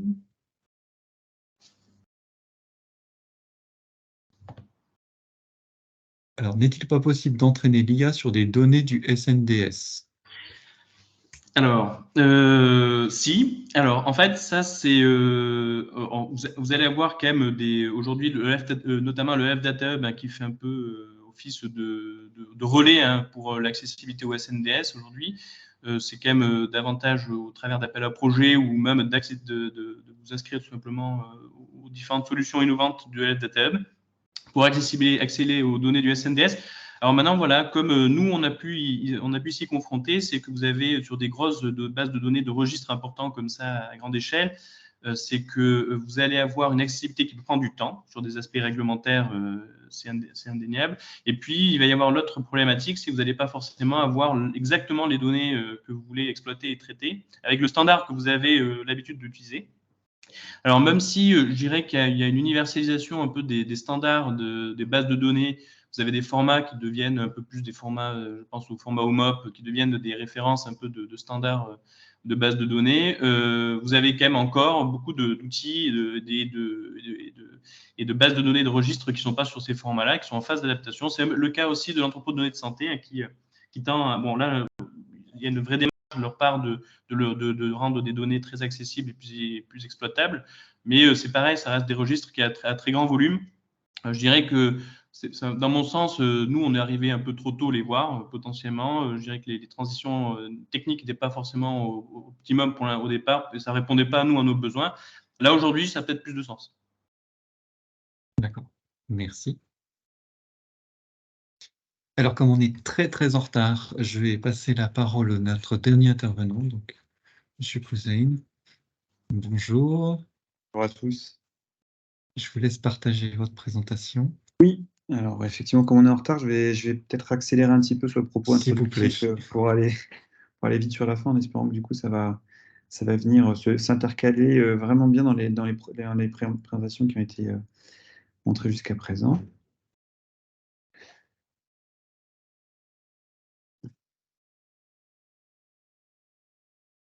Alors, hop. Voilà, vous devez voir ma présentation en plein écran maintenant. Très bien, merci. Donc, Étienne Cousin, je suis pharmacien au CHU de Lille et je coordonne la chaire Elodie, qui est une chaire industrielle que je vais vous présenter juste après, et je vais vous parler de l'évaluation des stratégies de réduction de la iatrogène.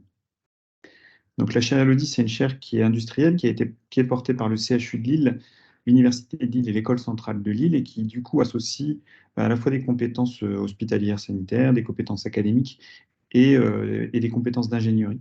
C'est une chaire qui a obtenu un financement auprès de la métropole européenne de Lille et de l'ICIT, et qui associe également des partenaires industriels que sont Altao et Computer Engineering, qui sont des acteurs du monde de la santé et en particulier du numérique à l'hôpital.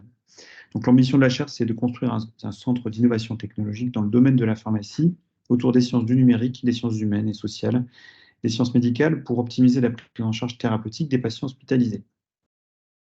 Donc, pourquoi une chaire industrielle? C'est parce qu'il faut qu'on travaille sur des innovations qui ne sont pas encore prêtes à être industrialisées, et pour développer des concepts ou des techniques qui ne peuvent pas reposer sur un industriel seul. Donc, c'est pour un petit peu favoriser le développement sur le marché de solutions pour lesquelles les industriels sont parfois en attente de pré-tests ou de validation de concepts fondamentaux.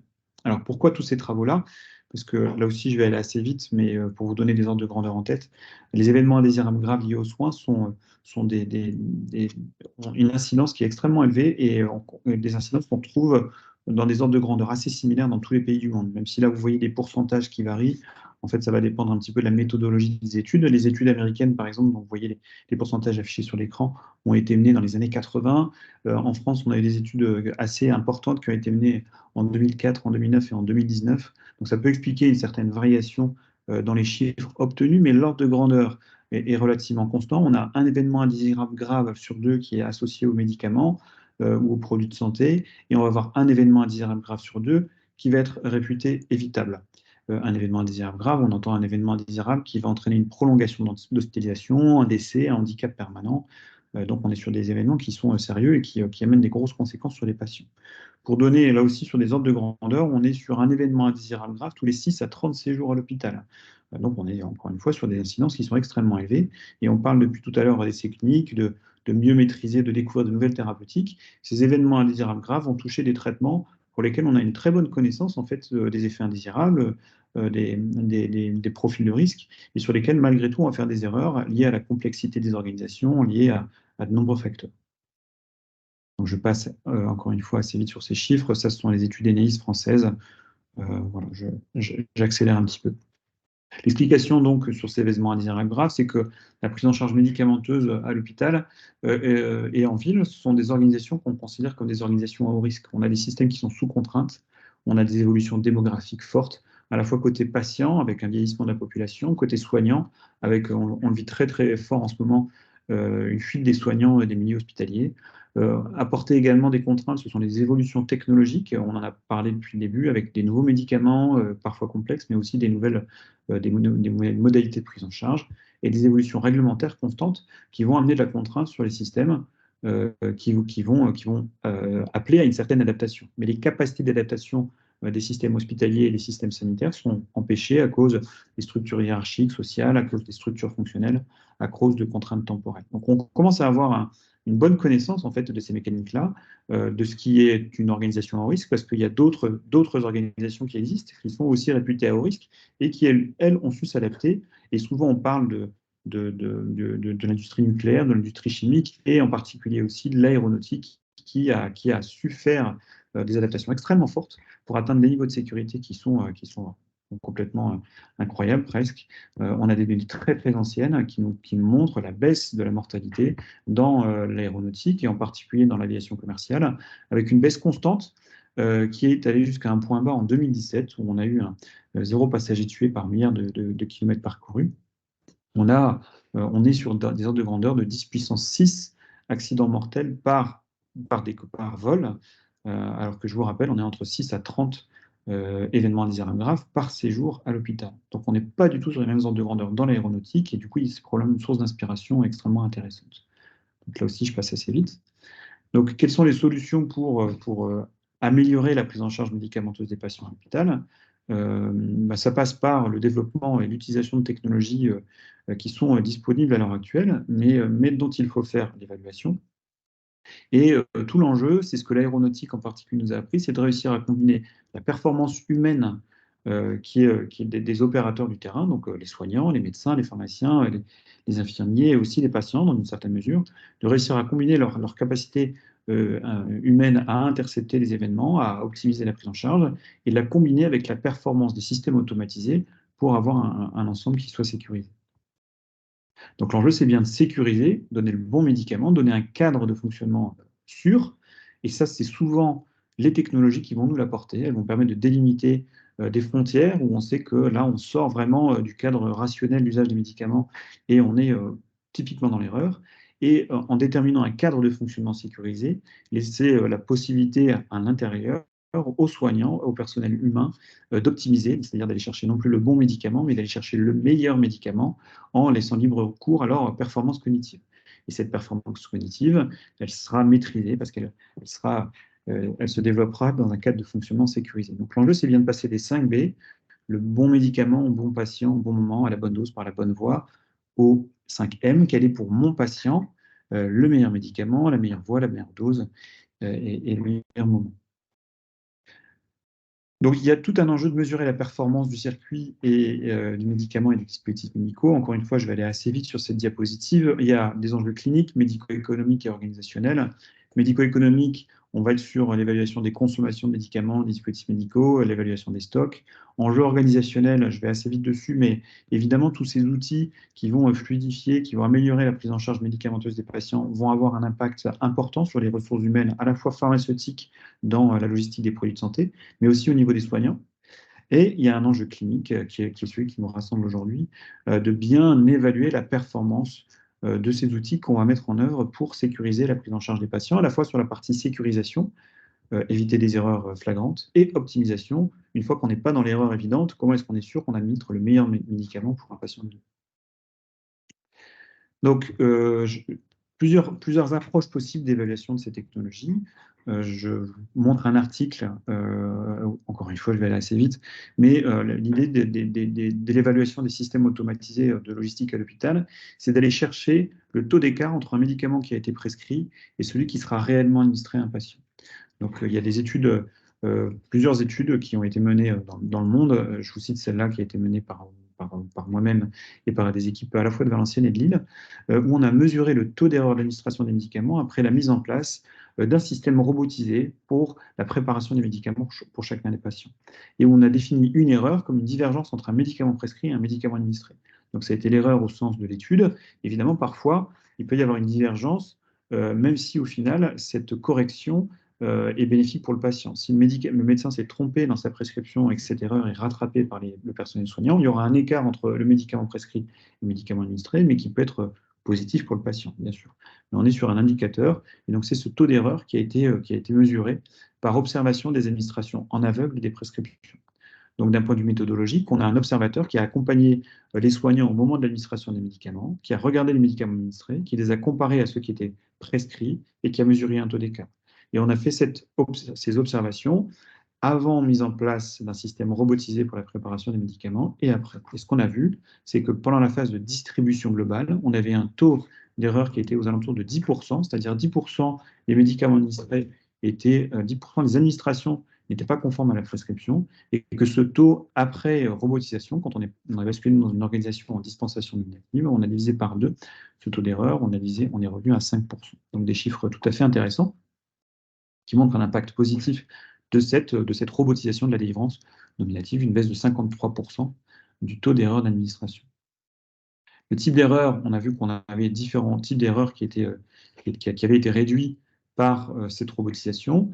Les impacts les plus forts étaient sur les erreurs de médicaments, mais également une baisse très significative sur les erreurs de dose. Sur les erreurs de moment d'administration, une baisse qui était un peu moins significative, et on a eu un maintien des omissions, c'est-à-dire des médicaments qui n'étaient pas administrés alors qu'ils étaient prescrits. Et ça s'explique par des impacts logistiques, c'est-à-dire un médicament qui est prescrit et qui n'est pas disponible dans l'unité de soins, parce que c'est une prescription qui est en dehors du livret, c'est parce qu'il y a des délais d'approvisionnement qui viennent impacter la mise à disposition de ce traitement. On voit que la robotisation de la préparation des médicaments dans le service, associée à une informatisation de la prescription, n'a pas permis à cette époque-là de réduire très fortement les erreurs par omission de l'administration des médicaments. Donc on voit un tableau assez contrasté avec un impact très très fort sur des erreurs de médicaments et un reliquat d'erreurs qui peut être important sur des omissions. Donc les limites de cette étude, c'est la mesure de la performance. Je vous l'ai dit, on mesure un écart entre ce qui est prescrit et ce qui est administré uniquement. Ça ne suffit pas à déterminer une performance de la prise en charge des patients. Et on a peu dans cette étude d'impact des médico-économiques et organisationnels qui sont associés à ces erreurs. Un autre type d'outil qui va être évalué dans la chaire Elodie et dans ces stratégies de sécurisation, là, on était sur la logistique entre ce qui est prescrit et ce qui va être administré aux patients. On a aussi une autre brique logicielle qui est intéressante, c'est le système d'aide à la décision pour s'assurer que la prescription est la plus conforme possible à l'état de santé du patient. Et donc là, on revient sur des technologies d'intelligence artificielle telles qu'on l'a un peu évoqué précédemment, avec un article qui est assez intéressant et qui présente une bonne approche de ces outils-là. C'est un article qui a été publié par nos collègues de Saint-Joseph, où le logiciel, en fait, est un logiciel qui a appris par apprentissage profond à recopier le comportement des pharmaciens de l'hôpital Saint-Joseph vis-à-vis d'une cohorte de patients de Saint-Joseph. Donc, on a un jeu de données d'apprentissage qui est basé sur des dossiers patients qui s'écoulent de janvier 2017 à août 2018, qui intègre la prescription, le laboratoire, des données démographiques, les antécédents, les signes vitaux. Et ce jeu de données a servi à développer un algorithme d'apprentissage qui essayait de prédire si, vis-à-vis de chacune de ces prescriptions, quelle était la probabilité que le pharmacien fasse une intervention pharmaceutique ou pas. Intervention pharmaceutique, c'est-à-dire que le pharmacien, à la lecture d'une prescription, va aller interpeller le prescripteur pour dire la posologie n'est pas très adaptée, ou il y a une contre-indication vis-à-vis des antécédents du patient, une allergie par exemple. Et donc, on a vraiment un système d'apprentissage profond assez standard, j'ai envie de dire, qui va essayer d'apprendre et qui va produire un score de probabilité d'intervention pharmaceutique. Une fois que cet algorithme a été développé, on a comparé la performance de cet algorithme versus une sélection de prescriptions montrée à un pharmacien de Saint-Joseph pendant 2 semaines, et on a comparé les résultats du système expert avec le système d'apprentissage profond tel qu'il avait été développé. Donc, dans ces approches-là, on mesure, je pense que plusieurs d'entre vous connaissent bien ces approches-là, on va mesurer une valeur prédictive positive et une valeur prédictive négative, de la sensibilité, de la spécificité. Et donc, on va faire varier le curseur, c'est-à-dire la probabilité qu'il y ait une intervention pharmaceutique, on va avoir un score de 0 à 10. Si je montre au pharmacien toutes les prescriptions qui ont un score de 8, 9, 10, eh bien, j'aurai un couple sensibilité-spécificité qui sera différent de si je montre au pharmacien la totalité des ordonnances, c'est-à-dire dès que le critère tombe à 0. Et ça permet de déterminer une courbe au ROC qu'on espère la plus remplie possible. On va mesurer l'air sous la courbe de la variation de ce curseur entre les faux positifs et les vrais positifs. Et c'est ça qui va amener à l'évaluation de ce logiciel. Donc, les conclusions de cette étude-là, c'est qu'il y a un intérêt de cette démarche-là, de mettre en place des systèmes d'apprentissage profond pour aider les pharmaciens à identifier des prescriptions sur lesquelles il y a une forte probabilité de faire une intervention pharmaceutique. Mais les limites également, c'est que le modèle est peu explicatif. On ne sait pas la raison pour laquelle on va avoir une probabilité élevée de faire une intervention pharmaceutique. Limite également de cette approche-là, pardon. La limite également de cette approche-là, c'est qu'on sait recopier le comportement des pharmaciens de Saint-Joseph vis-à-vis des patients de Saint-Joseph, mais on a un doute sur la reproductibilité de l'algorithme avec des cohortes de patients différents ou des pratiques pharmaceutiques qui puissent être différentes. Donc, quelles sont les évolutions nécessaires dans l'évaluation de ces nouvelles technologies? Et là, je vais vous parler du Living Lab qui est en train d'être mis en place par la chère Elodie. Donc, ce qu'on voit dans les problématiques rencontrées, c'est que l'évaluation de la sécurité et de l'efficacité d'un outil dépend très largement de son environnement d'utilisation. Je vous ai montré un article sur un robot de délivrance sur lequel l'impact de la prescription était sous-jacent, mais on a bien évalué l'impact du robot de délivrance sur la sécurité et l'administration des médicaments. Donc, l'évaluation de la sécurité et de l'efficacité, quand on prend une brique isolément de l'ensemble de l'écosystème, ça peut poser problème. Et là, je vous montre des exemples intra-hospitaliers, mais on en a aussi parlé tout à l'heure. Évidemment, la sécurité des patients, elle se joue également en ville, et l'environnement ville-hôpital-ville a aussi un impact extrêmement fort sur l'évaluation des outils qu'on va développer. Deuxième problématique, c'est que l'ergonomie peut modifier de manière substantielle l'évaluation. Si on demande à des praticiens, à des soignants d'évaluer un logiciel, il faut que cette évaluation soit le plus proche possible de leur pratique quotidienne. Sinon, on va introduire des biais qui vont modifier, qui vont biaiser l'évaluation de la performance d'un outil. Troisième problématique, c'est que la collecte manuelle, je vous ai montré le premier article sur la robotisation, ça a nécessité qu'un observateur accompagne les soignants pour relever ces taux d'écart entre ce qui est prescrit et ce qui est administré. Et l'enseignement qu'on a eu, c'est qu'il y a des facteurs qui peuvent participer à monter le taux d'erreur. Si par exemple les prescriptions en si besoin sont plus associées à des erreurs d'administration de médicaments, ou si les médicaments en solution buvable sont plus générateurs d'erreurs, la difficulté qu'on a, c'est qu'on a du mal à tirer profit de ces données qu'on a utilisées une fois, puisqu'on a du mal à intégrer des données logistiques avec les données médicales. Et enfin, je l'ai dit, on a toujours des soucis de reproductibilité des résultats. Vu que les études sont très très liées à leur contexte local, eh bien, on a du mal à garantir la reproductibilité des résultats sur d'autres environnements, dans d'autres établissements, dans d'autres hôpitaux. Donc le Living Lab, qu'est-ce que c'est? C'est un terrain d'expérimentation et de validation de solutions innovantes qui rassemble des acteurs publics et privés, développeurs, utilisateurs. Donc en synthèse, c'est un espèce d'environnement bac à sable qui est proche d'un environnement de recettes tel qu'on l'utilise à l'hôpital. Quand on va recevoir une nouvelle version d'un dossier patient, par exemple, on va procéder à un certain nombre de tests pour s'assurer que la nouvelle version ne présente pas de retour en arrière par rapport à la solution qui est utilisée actuellement. Donc on est proche d'un environnement bac à sable, un environnement qui va être déconnecté, lui, par contre, du système informatique de production du CHU de Lille, mais qui va recréer l'architecture et le contexte du logiciel sillage, qui est le dossier patient du CHU de Lille, en accord avec le CIB éditeur qui est partie prenante dans cette mise en place du Living Lab. Et donc, dans ce logiciel sillage qui reproduit l'environnement de production tout en étant déconnecté des données réelles du CHU de Lille, on va implémenter dans un premier temps des patients imaginaires, donc quelques dizaines de patients qui seront inspirés de situations réelles, mais qui ne seront pas identifiables parce qu'ils vont être créés de toutes pièces par quelques pharmaciens qui vont chacun créer quelques dizaines de patients vraiment en partant de zéro. Donc, ça va nous permettre d'avoir un environnement bac à sable avec un premier jeu de patients sur lesquels on pourra déjà effectuer quelques premiers tests et quelques premiers usages. Donc, les finalités à court terme, ça va être d'être en mesure d'évaluer des solutions d'aide à la décision, telles que je vous ai montré pour l'UMIO.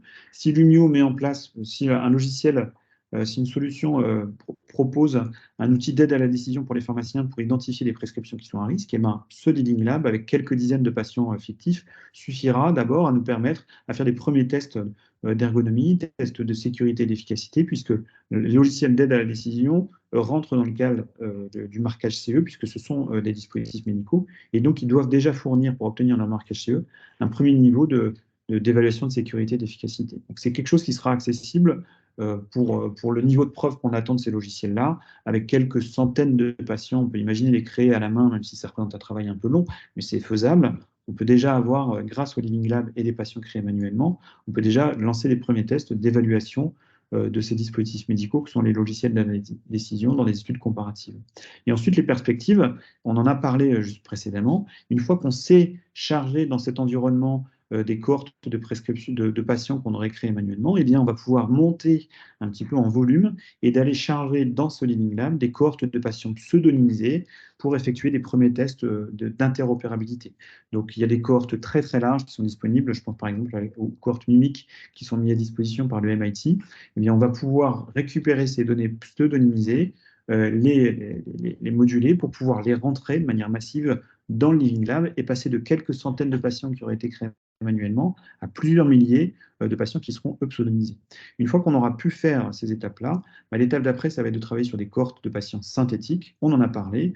Une fois qu'on sait charger de manière massive des cohortes de patients pseudonymisés, on pourra également charger de manière massive des cohortes de patients synthétiques et commencer à procéder à des tests de Turing, c'est-à-dire on montre à des soignants dans un environnement qui est très similaire à celui qu'ils utilisent tous les jours, on va montrer des dossiers patients et on va leur demander de discerner parmi les patients qu'on leur montre, ceux qui sont synthétiques, ceux qui sont pseudonymisés et ceux qui ont été imaginés. Et ça va nous permettre de valider en fait la création de ces cohortes synthétiques et d'avoir un environnement bac à sable qui là pour le coup sera chargé avec des très grosses quantités de patients et du coup d'ouvrir enfin de nouvelles perspectives, l'extension du périmètre des logiciels. Je vous ai dit pour l'instant c'est le dossier patient du CHU qui présente quand même déjà différents usages, hein.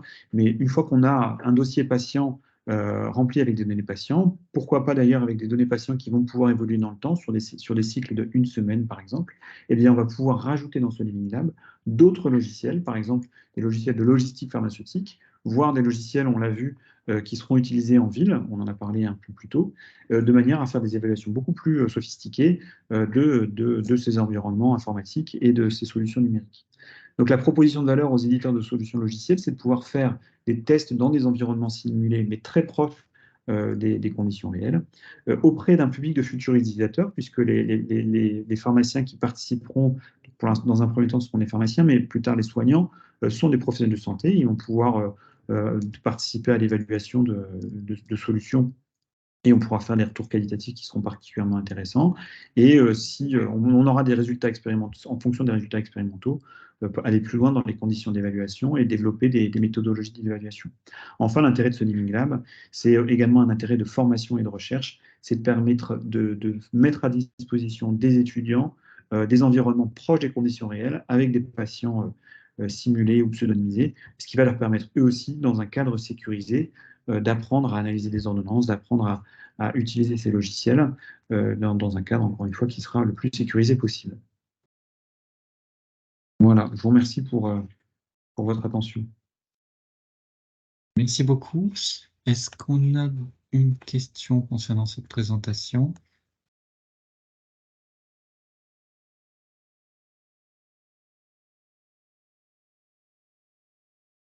Pour l'instant, non. Alors moi, j'en aurais déjà une.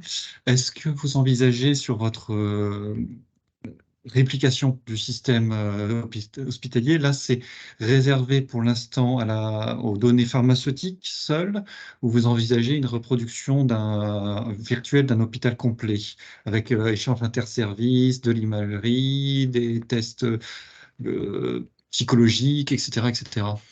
Alors, après, oui, pour l'instant, la première étape, on va essayer de faire des itérations assez courtes qui rendent les premiers résultats accessibles. La première cible, c'est vraiment quelques prescriptions, quelques données démographiques pour chacun des patients et quelques résultats biologiques de manière à pouvoir créer manuellement ces patients-là, puisque l'enjeu, je l'ai dit, hein, c'est que les premiers patients soient imaginés par des pharmaciens. Donc, on va probablement se limiter à ça dans un premier temps. Mais oui, si on sent que c'est pertinent et en fonction des situations cliniques qu'on voudra tester, on sera amené à rajouter d'autres données, cliniques dans cet environnement. D'accord.